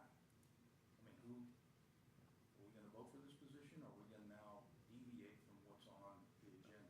No, we need a vote. Okay. Don't mean, I'm just trying to, Yeah, no problem. again, we're deviating. You all wanna get together later on and find out who. Well, this board's then gonna be? we can put it on the next agenda to do that. And in the meantime, I still would like to I want to have a conversation with Chief Thompson, and I want to make sure that this is adequately covers what we want that person to do. Because we want their primary function to be what she needs is that there's somebody in that office, not that she has to call a consultant or anybody else. Is it correct? Isn't that what you want, Mr. Rato? Yeah, I would like someone that can do all that. The only problem to moving into the next agenda is that sets my timeline back. Well, I know, but we're not going to hire anybody in 2 weeks. I think right now at this point, we'll be lucky if we can hire somebody by the end of the fiscal year, but you never know. But yes, plan review with that and being able to cite non-compliance. We got a motion and a second on the floor. All right, I'm gonna call for the question. All those in favor say aye. Aye. All those against, motion passes. We move to agenda item number 13. Can I get clarification on something real quick? Since that was said, are we going to hold off on posting this job position until the next commissioner's court then? I would say No. No. Till we get the committee together to. Post it now, and then we'll make our committee during the interim of doing this. So let's go ahead and get it posted. Let's get it posted. This lady needs help. Thank you. Okay. Agenda item number 13, Brenda Trevino, County Auditor, discuss, take action on approving a resolution naming Brenda Trevino, Wilson County Auditor, as the authorized official, and Kristen Lavis, Assistant County Auditor, as the financial officer for the Operation Lone Star Grant number 4385204 to the Office of the Governor. Yes, so 2 years ago, the court approved this resolution. This is a renewal of the resolution. We have been recommended for funding through the Office of Governor, through our application, directly to ACOG for Operation Lone Star for the next fiscal year. And so, Judge, may I read the resolution? Yes, you may. State of Texas, County of Wilson, resolution of the County of Wilson designating an authorized official for all grants with the Office of the Governor. Whereas the Commissioners Court of Wilson County designates Brenda Trevino, County Auditor, as the grantee's authorized official, and Kristen Lavis, First Assistant County Auditor, as the financial officer on all grant numbers below and future grant applications. The authorized official is given the power to apply for, accept, reject, alter, or terminate the grant on behalf of the applicant agency. This resolution is for a change in the designation of the authorized official only. All previous resolutions for the grant listed below remain in effect. Grant number 4385204, Operation Lone Star. And then the rest, Judge, would be read by you. All right, well, Change in entertain- the designation official, sorry, Judge. go ahead. What change? It's reinstating the previous resolution that named me as the authorized official. So typically on the grants that we have through the Office of Governor, the county judge historically had been the authorized official. When you passed the resolution 2 years ago to name me as the authorized official, I'm able to go in there, upload the grant application, accept it, and so forth, and that's what this is for. I contacted we actually got an email from our grant manager governor who submitted the request. I provided him what we had approved 2 years ago, and he said this would work, just to update it, they need it for the new fiscal year grant period. Okay, before I read the last part of it, I need an approval. I need a motion. Make a motion that we allow Bridget Virginia, Wilson County Auditor, to be the authorized official, and Kristen Davis, Assistant County Auditor, as the financial officer for the Operation Lone Star Grant number 4385204 from the Office of the Governor. Second. Motion made by Commissioner Aiken, second by Commissioner King. Any other discussion on agenda item 13? If none, I'll call for the vote. All those in favor say aye. Aye. All those against, ayes have it, motion passes. Now therefore be it resolved that the Commissioners Court of Wilson County approves of this designation of the Office of the Governor, passed and approved by Commissioners Court of Wilson County and Forestville on this date, the 14th day of July, 2025.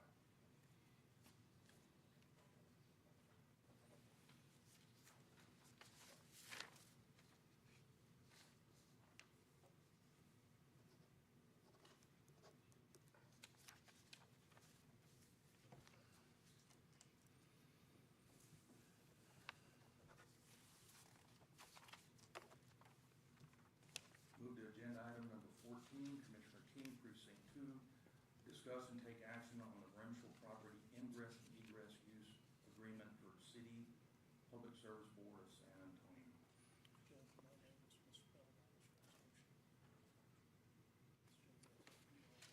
So CPS reached out to us to see if they can get an ingress, egress. There's a map in the back.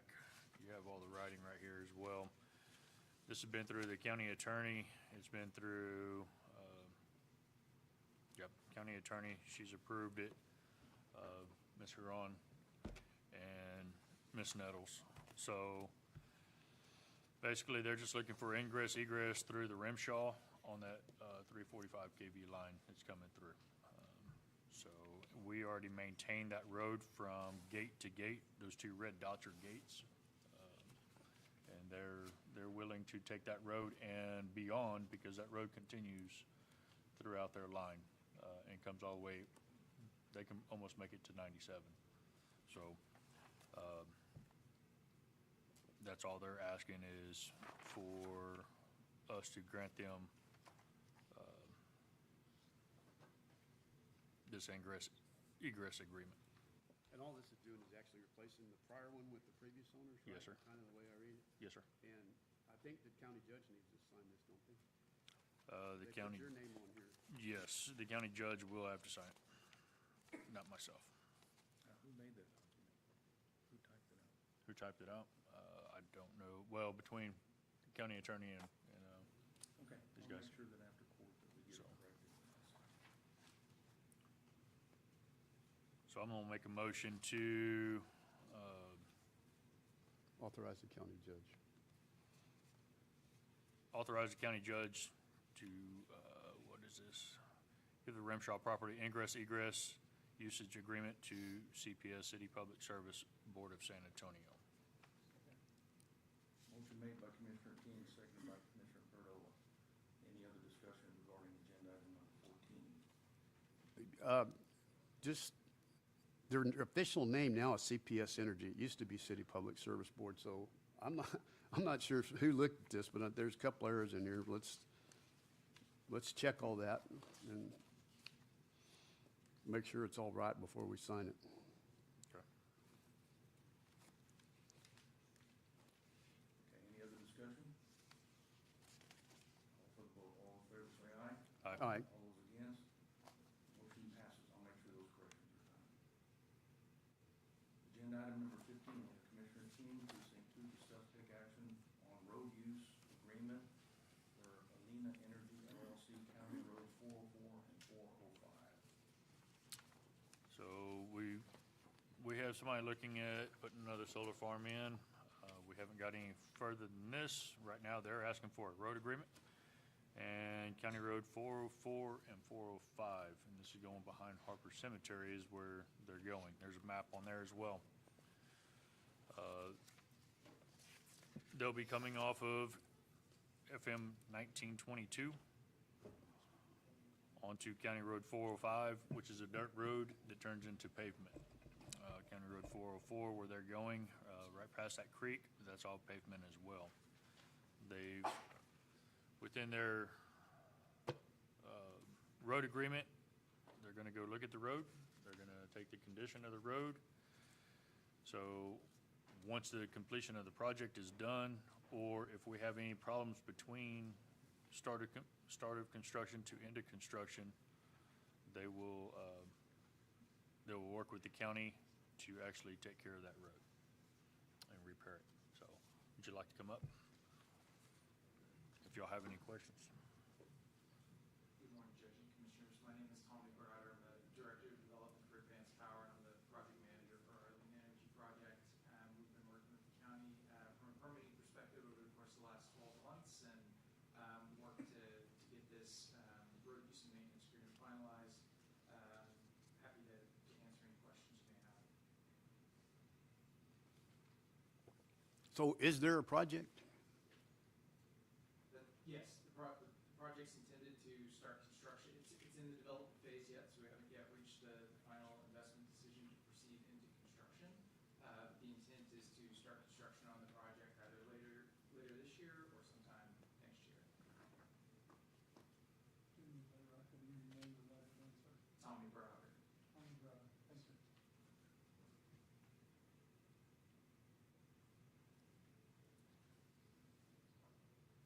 Commissioners, I'll entertain a motion on agenda item number 15. I'll make a motion to, for the Lena project to use County Road 404 and 405. They shall come off of FM 1922 for this road agreement. Yep. I'm looking, Commissioner, does it have in here that whenever you tell them the road needs to be fixed, that they're gonna? There's a 30-day window and a 45-day window, yes, sir. I was trying to get to the meeting. Second. Motion made by Commissioner King has been seconded by Commissioner Cardona. Any other discussion on agenda item number 15? Here none, I'll call for the vote. All those in favor say aye. Aye. Aye. Those against? Ayes have it, motion passes. Thank you. Agenda item number 16, from Brenda Trevino, County Auditor, Bill 16A. Discuss and take action on accepting grant award from Texas Veterans Commission in the amount of $215,000 for fiscal year 25-26 for veterans financial assistance. Yes, thank you. It's another big exciting day for the county. So if you remember back in November, I applied for a grant through the Texas Veteran Commission, working with our VSO, Ray Herrera, on requesting funding for something that we have to develop in services that are not currently provided. We received an award letter. Judge, may I have permission to read the letter? Yes. Dated July 9th. The Texas Veteran Commission is pleased to announce that your organization has been selected as a financial assistant grant recipient for the 2025-2026 grant period in the amount of $215,000. The official start date of this grant is July 1st, 2025. We are currently finalizing the grant agreement, which will outline the terms, conditions, and expectations associated with this award. In preparation for the commencement of the project, we recommend that you begin any preliminary planning and organization necessary. Our grant management team will be available to assist you throughout this process. Should you have any immediate questions or need further information, please do not hesitate to contact me directly. And it's signed by Irby Leos Jr., the director. And so what this is going to do to establish for the county is a financial assistance program for eligible veterans, their eligible dependents, and eligible surviving spouses as well, to provide financial assistance for needed funds to cover past due mortgage payments, rent, assistance with utilities, assistance with funeral expenses, and assistance with vehicle maintenance and repairs as well. The grant also will cover a full-time veteran case coordinator, which is the second item under the same agenda item. And that person will be the person to manage the program in conjunction, overseen by Mr. Herrera, our VSO. So this is huge, and while it's just a little piece, we anticipate that because we'll be able to provide these services for the first time in the county, that this will grow, and then the county would be eligible to apply for additional funding to expand the services if needed. So we're excited about that. The reason we have it on the agenda now to accept the award is because the Veterans Commission would like us to post the position, which I will talk about on the second item. So you said it started July 1st. Is it going to be a year, or is it going to be a little longer? Because obviously we can't get that person hired and, you know, and all that. So it started July 1st, and for the first year, it's a 14-month contract, so it'll go through September 30th.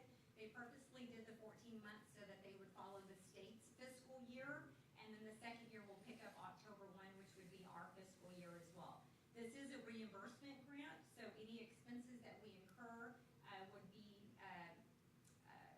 reimbursement would be requested on a monthly basis, which would be coming out of my office. Kayla will get into the portal.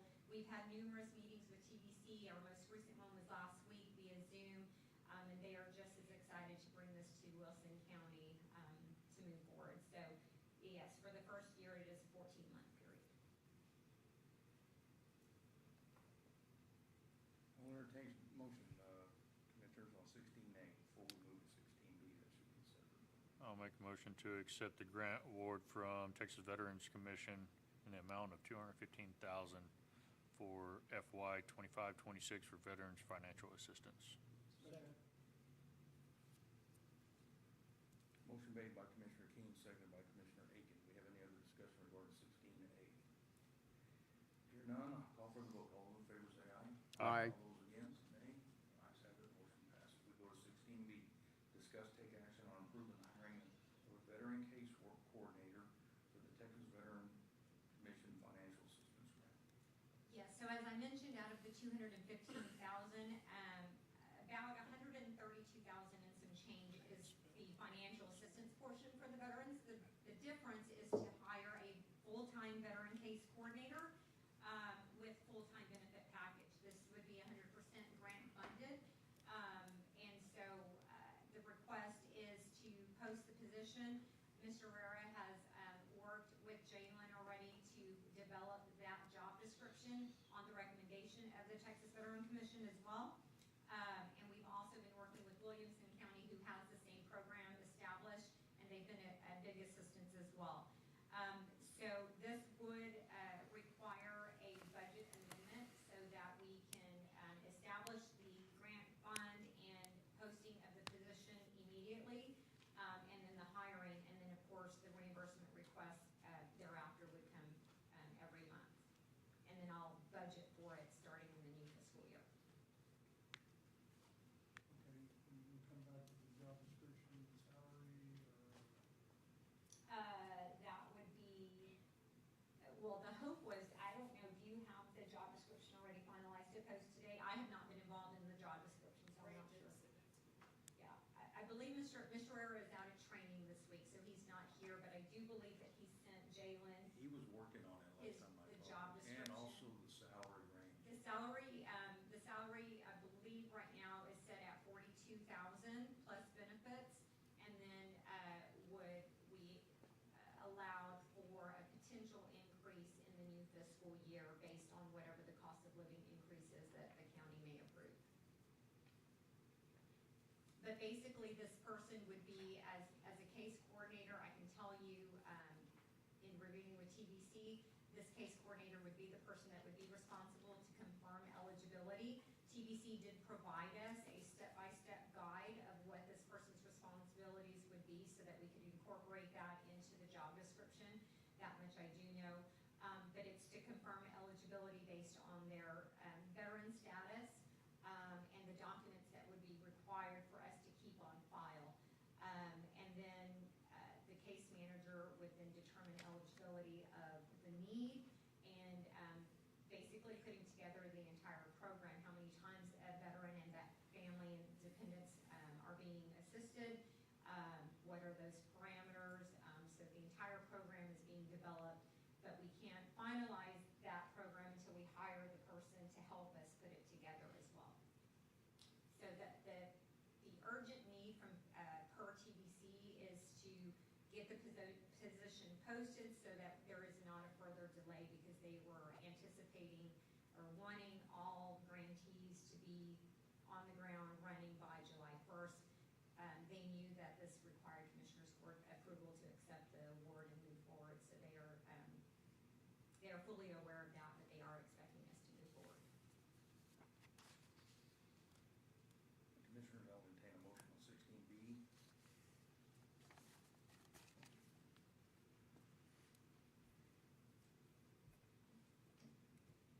I'll make a motion to approve the hiring of the program coordinator for the Texas Veteran Commission Financial Assistance Grant. We have everything we need, so. Motion made by Commissioner King, seconded by Commissioner Cardova. We have any other discussion on 16B? Judge, it makes it really hard to make decisions on these things where we're not really informed. If y'all were ready to do that and the job description's made and you made up your mind on what the money is, we need that information put in our packet, please. Doing it sitting here in court, we don't have a lot of time to think about it and figure out what's the best thing to do. So would y'all please make sure, if you're going to put an item on the agenda, that you have the backup with it and put it in the packet so we can have it and look at it ahead of time, please. Also, I'd like to ask. Job description? Yeah, Yeah, and the proposed salary and the budget, because are we doing the budget amendment today, or are we just approving to hire this position and we're going to do the budget amendment later? We're just approving the position right now. Budget amendment's got to come. And my Again. understanding is it's paid out of that grant, correct? Correct. Okay. It's 100% reimbursed, the reimbursement grant. And you are not approving a budget amendment because that's not on the agenda. I won't bring a Correct. budget amendment to you until I know exactly what that dollar amount is going to be between the time that you approve the high and the time that we hire the person. Those dollars will change from that date until September 30th. So I can't give you a number right now without your first step in approving the position. And I was not aware to bring you copies of the job description. I haven't done that in the past when we've asked for positions, so that may be something that Jalen can put on her notes for future reference. We can have Mr. Herrera come in also and give us a description of that. I know he's working on it. He had it on his desk, so. I would rather not contact TBC to let them know that there's going to be another 2-week delay in posting the position. If you're not ready to do that, I can certainly do that. But that's up to the board. We have a motion in the second. I'm call for the vote. All those in favor say aye. All right. All those against? Motion passes. We'll make sure that next time we'll have that in mind. Agenda item number 17, Luz Raga Permitting and Development Director, 17A, non-standard plats and variances. We go to A1. Farm to Market 2505, 6706, non-standard plat, precinct 1. Williams, discuss and take action. 2505 or 536? It's supposed to be Should 536. 536 in the packet, Which one now? the one you just read off. It's It's FM 2505. 536. I do have Mr. Williams here It's- in case you have any it's- questions. Yeah, it's on the corner. 2505. Commissioners Court, the prior court, I am bringing it back as a non-standard plat to discuss. This is Mr. Williams' property. He owns 3 acres and is proposing a split into 2-acre tracts. Two 2-acre tracts. Wait, no.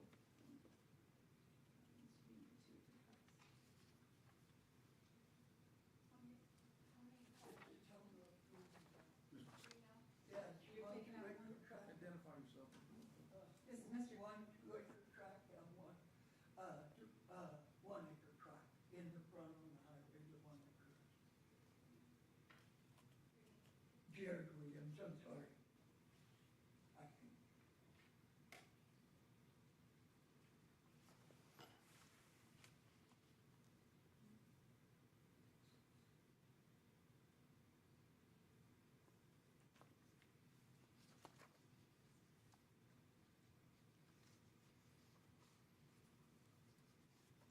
And this was approved by our board as well, our development board. Yeah, that was the question I was gonna ask, okay. All right, Commissioners, I'll entertain a motion on 17A,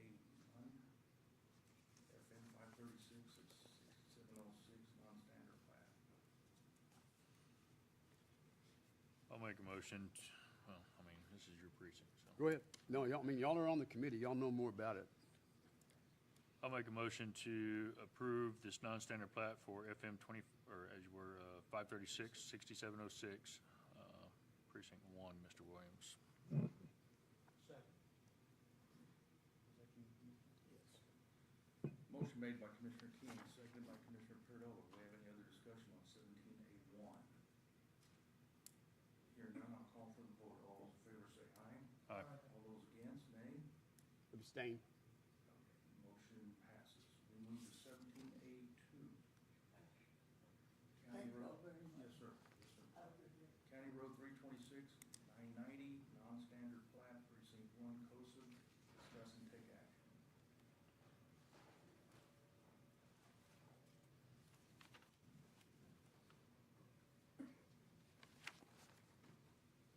This also was brought by my Assistant Director Jerry Lee at the previous Commissioners Court.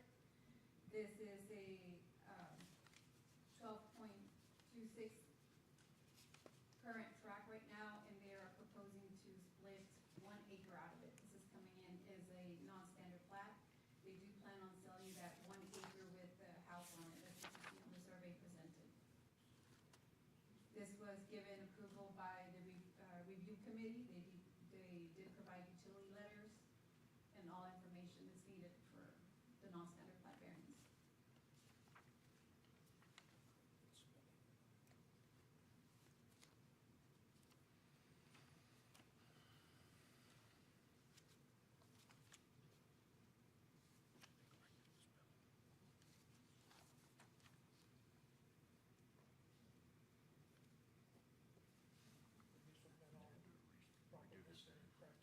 Yes, it did. Approved by the committee. This was approved by the committee. I will entertain a motion on 17A2. I'll make a motion that we approve the non-standard plat for CASA on County Road 326, 990. Second. Motion made by Commissioner Perdola, seconded by Commissioner King. Do we have any other discussion on 17A2? If not, I'll call for the vote. All those in favor say aye. Aye. All those against? Abstain. All right. Motion passes. 17A3, County Road 302, 5161, non-standard plat, precinct 2, Aguilera. Discuss and take action. Now, this one is being brought back also for Commissioners Court. It was previously brought to Commissioners Court by my Assistant Director Jerry Lee. They are proposing to split their land into two 1.49 acre tracts, as you can see on the survey presented to the Commissioners. Now, this one will be, if approved, would be filed with a road agreement. And their property owners are here to speak on their behalf. In case you have any questions for them.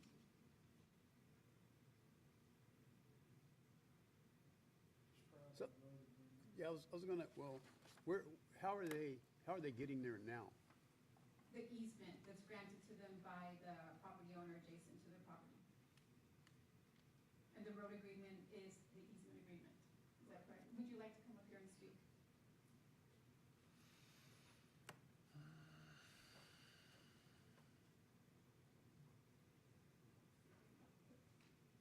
Good morning, Justin Kelsey and Marcus Aguilera. So we're using an existing easement that goes back to 2012, actually. From what I understand, the reason why we're here this morning, there was some questions about the width of this easement, that it may not be wide enough, which is why I came back to you this morning. And we got some pictures here that we can give you guys just to see the size of that agreement if you're interested. There's 5 of those for you, you can pass them down.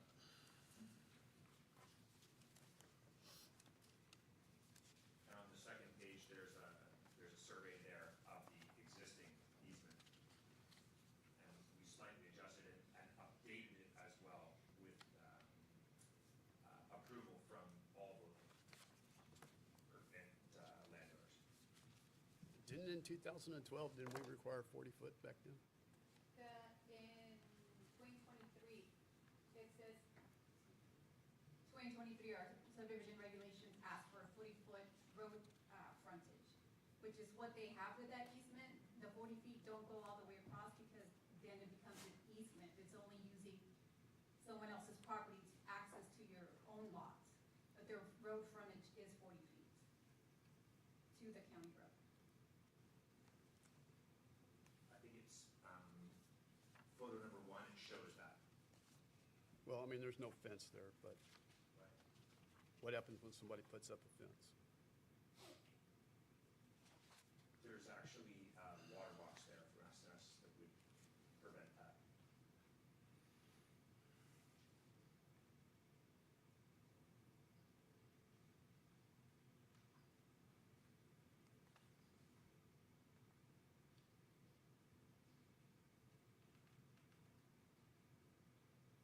What is the road agreement? It's an easement agreement with the property owner to access their property. Because if they didn't have this easement agreement, then their land would be landlocked. Okay. So they have an agreement with the property owner in front of them that has the road access for that usage of that easement. Mr. Aguilera, this has been a long process for them since we did have to get this road agreement and permission from the property owner to use that easement. And Commissioner Aiken, this is your precinct. It's on that side of 304. I just maintain that road. So just letting you know.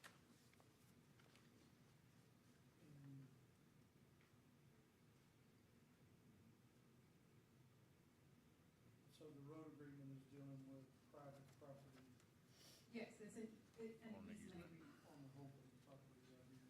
That's Yes. correct.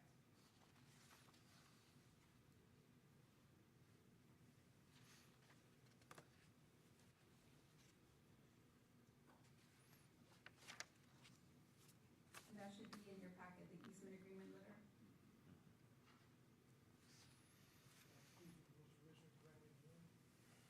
Is that 12, yeah. in 2012? And it serviced a mobile home going back to at least 2010 that was previously on that property. I gotta check on that. Even You all renewed it before we again, owned it, they were already using it. and you renewed it again in May. Correct. The rule effective at that time was still 30, not 40. In 2012? Yes. I don't know. I'm asking if compliance was met back then, because I know that's a hesitation that I have, and I know that others have voiced it. That ingress and egress for emergency vehicles, doing something that is less than what we have as current standards takes and poses a problem. And so, was it built correctly at the time whenever it was built, and we just changed the rules since then? Or was it not built correctly whenever it was done, and you're asking us to try to forgive and pass in as a, you know? No, actually, the way that it was put down prior was just for access. It didn't designate the 40-foot. In this new road agreement, new easement agreement that we have, it does give them the 40-foot road frontage to it. And the easement is just, it's either that or they sue for So I missed that part. We have transitioned over to, it's 40 foot. now. Well, Yes. it's 40 foot at the right away. pavement, at the road. 40 feet. But, 40 feet road I mean, his point is the same problem we had with Poster Lane thing. You've got a almost back-to-back 90-degree turns in a 30-foot easement for a fire engine to try to get down there, and I'm guessing probably pretty sandy territory. That's the issue.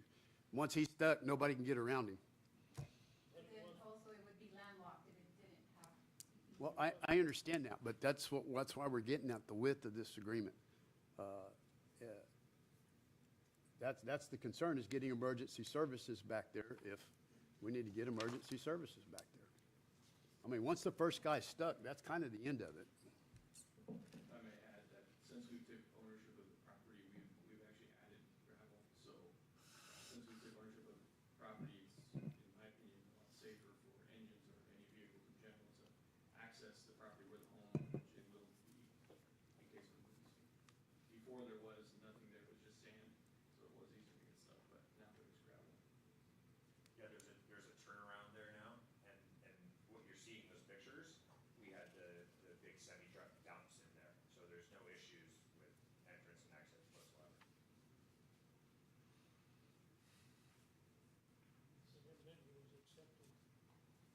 30-foot road easement back in 2012. It says right there, 30-foot road easement was filed in the clerk's office in 2012. But it was only a single property, and therein lies, you Yeah. start subdividing and you get more people and more people stacked. Now, this isn't a road. We're trying to ensure that people who make, I won't say, people buy in a subdivision, and this is not a subdivision, but they buy in a subdivision, they get 5-acre tracts, and there's 100 people that buy. Well, then it transitions to people wanting to take and cut it up and make those 5-acre tracts smaller and smaller, and all of a sudden you have an immense amount of people in an area that it was never designed to have. So the water's not sufficient, the electric may not be sufficient, septic tank issues. It's kind of our job to protect everybody against it, and to help make sure that we're not making a mistake as we go along. That- So this whole easement is not used anymore on the other side of the property? That's correct. Does it still exist, or is it? It's been blocked off, and from what I remember hearing, that it's been, I don't know what the proper word is, but decommissioned or, no longer accessible.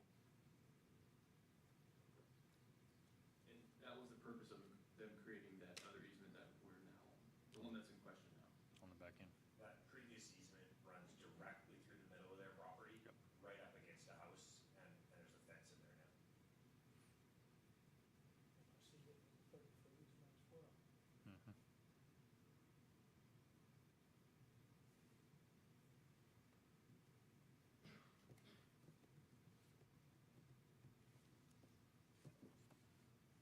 Commissioners, I'll entertain a motion on 17A3. I'll make a motion to accept this non-standard plat on County Road 302, 5161 for Aguilar. Second. Motion made by Commissioner King, seconded by Commissioner Cardova. Any other discussion on 17A3? Hearing none, I'll call for the vote. All those in favor say aye. Aye. All those against, Abstain. motion passes. 17B, utility permit 1, permit 809. Thank you all, have a good day. Thank you, sir. Charter Communications, Precinct 1, County Road 163, review and approve.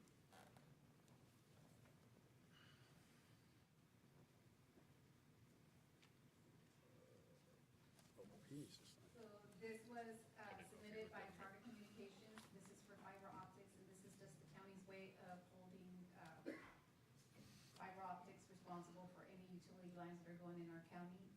If prior, we weren't asking them to submit information since they, don't have to according to Texas law. This is just for information purposes. They do plan on boring in several locations in precinct 1, and all these maps have been given to Commissioner Martin. Quick question, why did Brandon's non-standard plat not get on the agenda? Oh, it didn't make the cutoff. It goes to the next Commissioner's Court. These are all just the repeats from the ones before, the Commissioner's Court before. That one will go to court the 28th.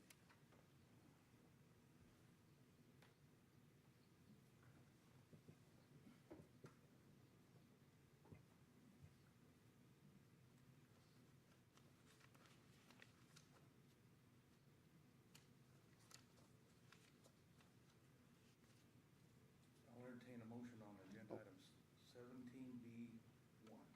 I'll make a motion to approve utility permit 809 for Charter Communications on County Road 163. Okay. Motion made by Commissioner Martin, seconded by Commissioner King. Any other discussion regarding 17B1? Hearing none, call for the vote. All those in favor say aye. Aye. All those against, ayes have it, motion passes. 17B2, permit 810, Picosa Precinct 1, County Road 124, review and approve.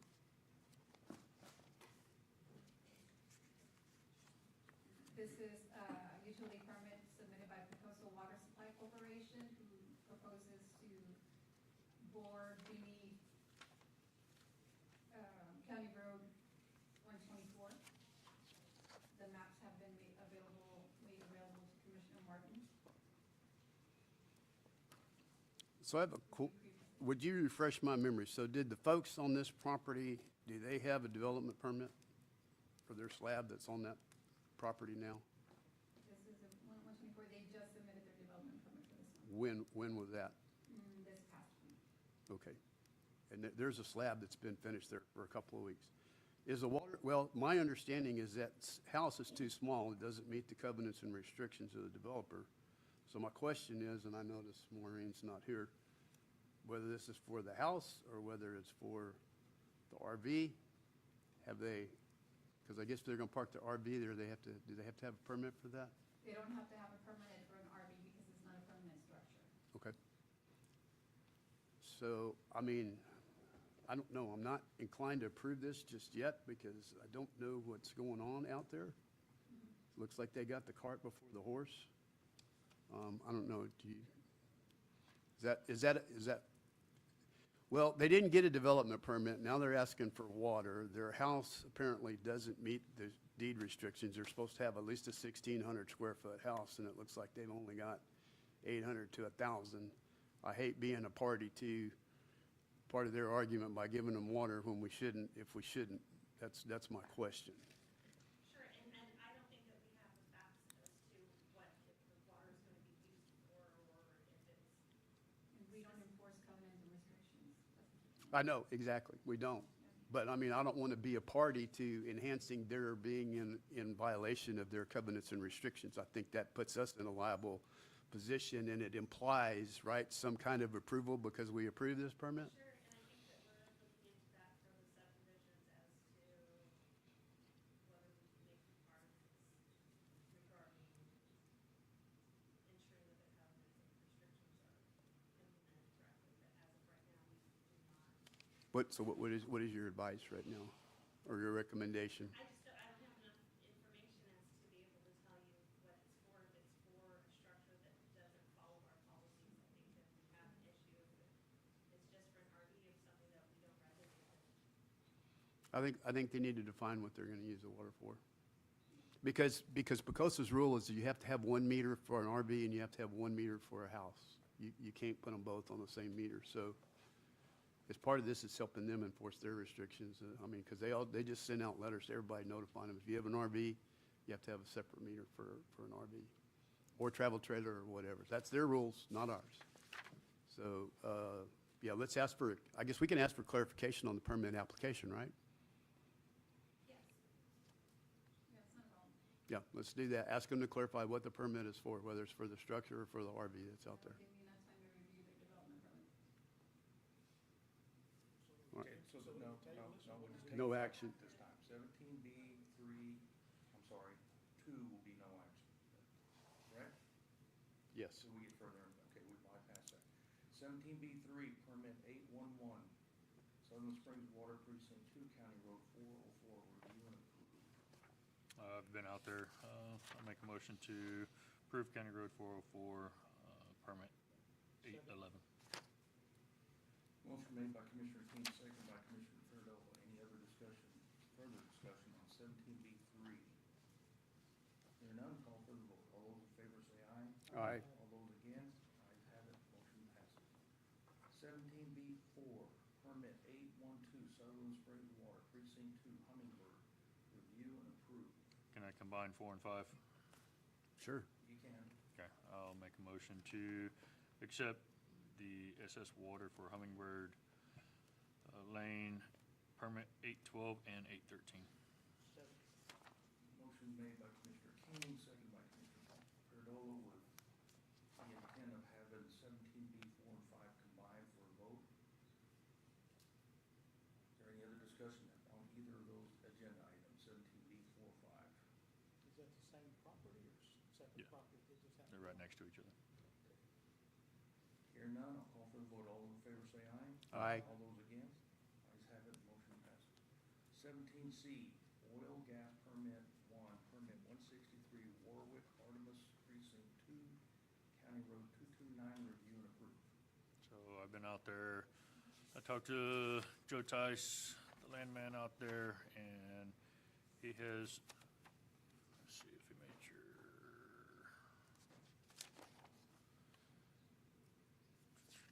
he will have a, on what?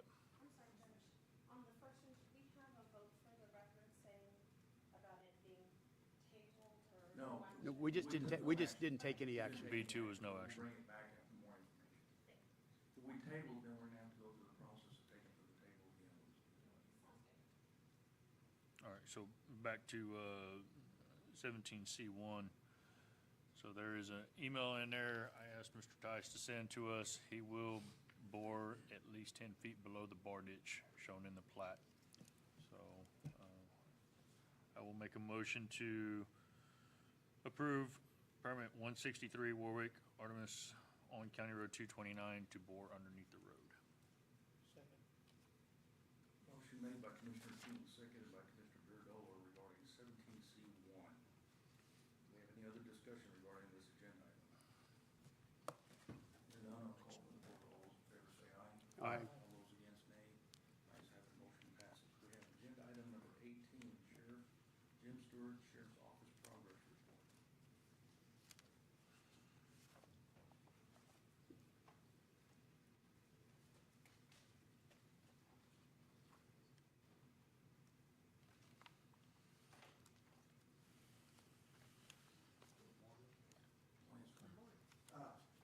Progress report, as y'all are pretty much aware, I did send, I think, a total of 10 people to Carville to assist, a little over a week ago now. I do know that when I sent them, I didn't think about this, and it shouldn't be in my mind anyway, but that will have an effect on my budget for the remainder of this year.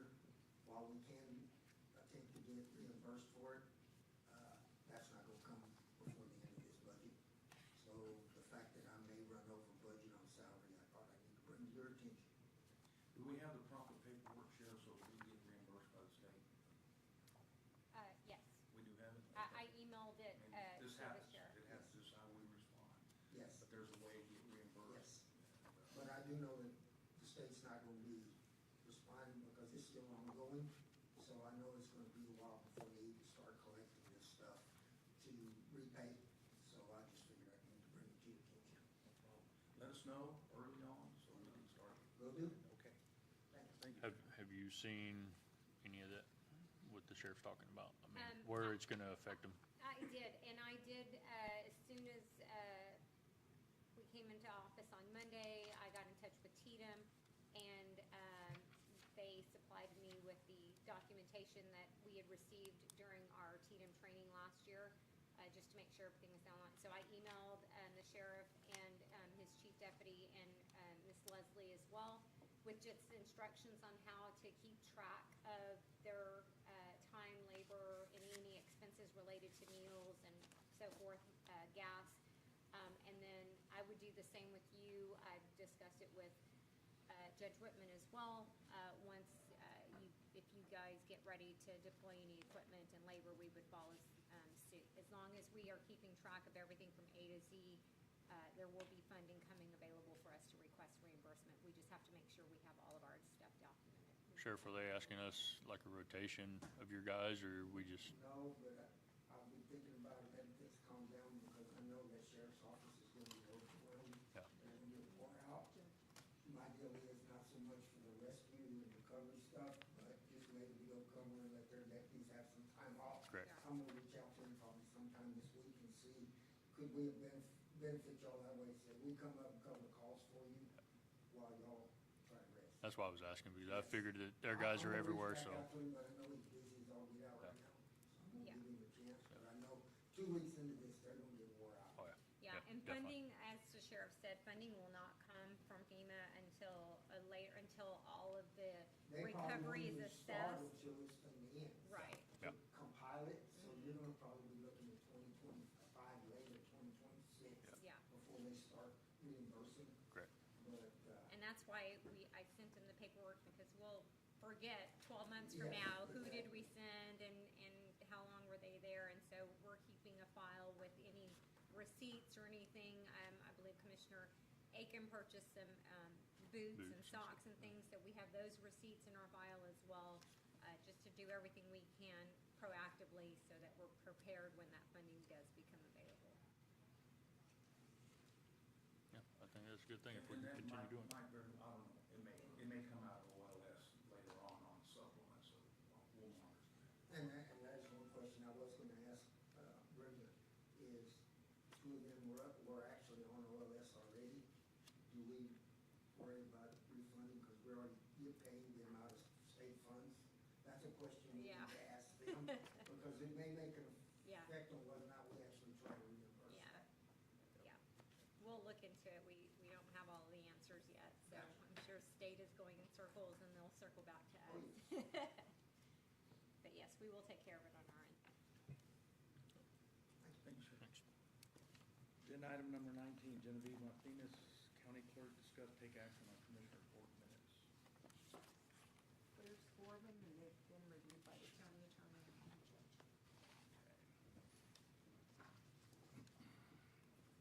I'll give you a few moments, Commissioner. Look it over.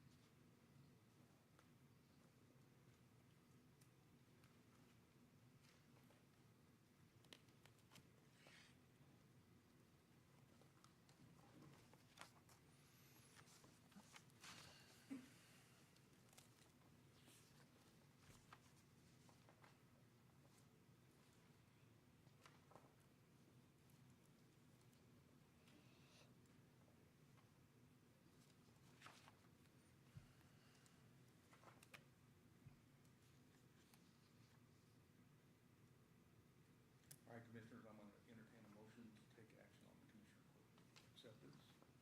I'll make a motion to accept the meeting minutes for June 9th, 16th, 23rd, and June 30th of 2025. Second. Motion made by Commissioner Martin, seconded by Commissioner King. Do you have any other discussion regarding agenda item number 19?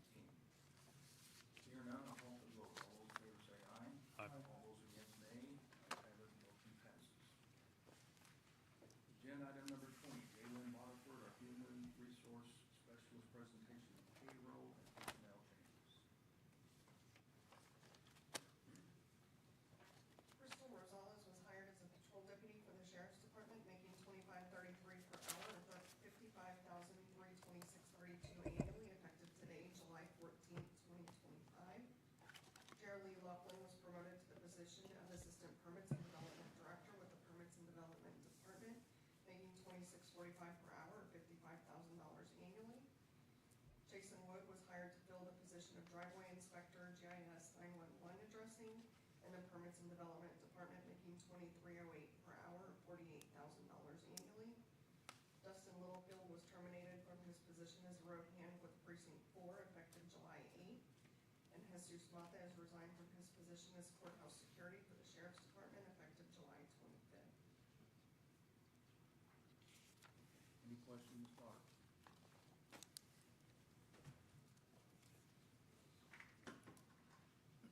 Agenda item number 21, Brendan Trevino, County Auditor, discuss take action on county bill.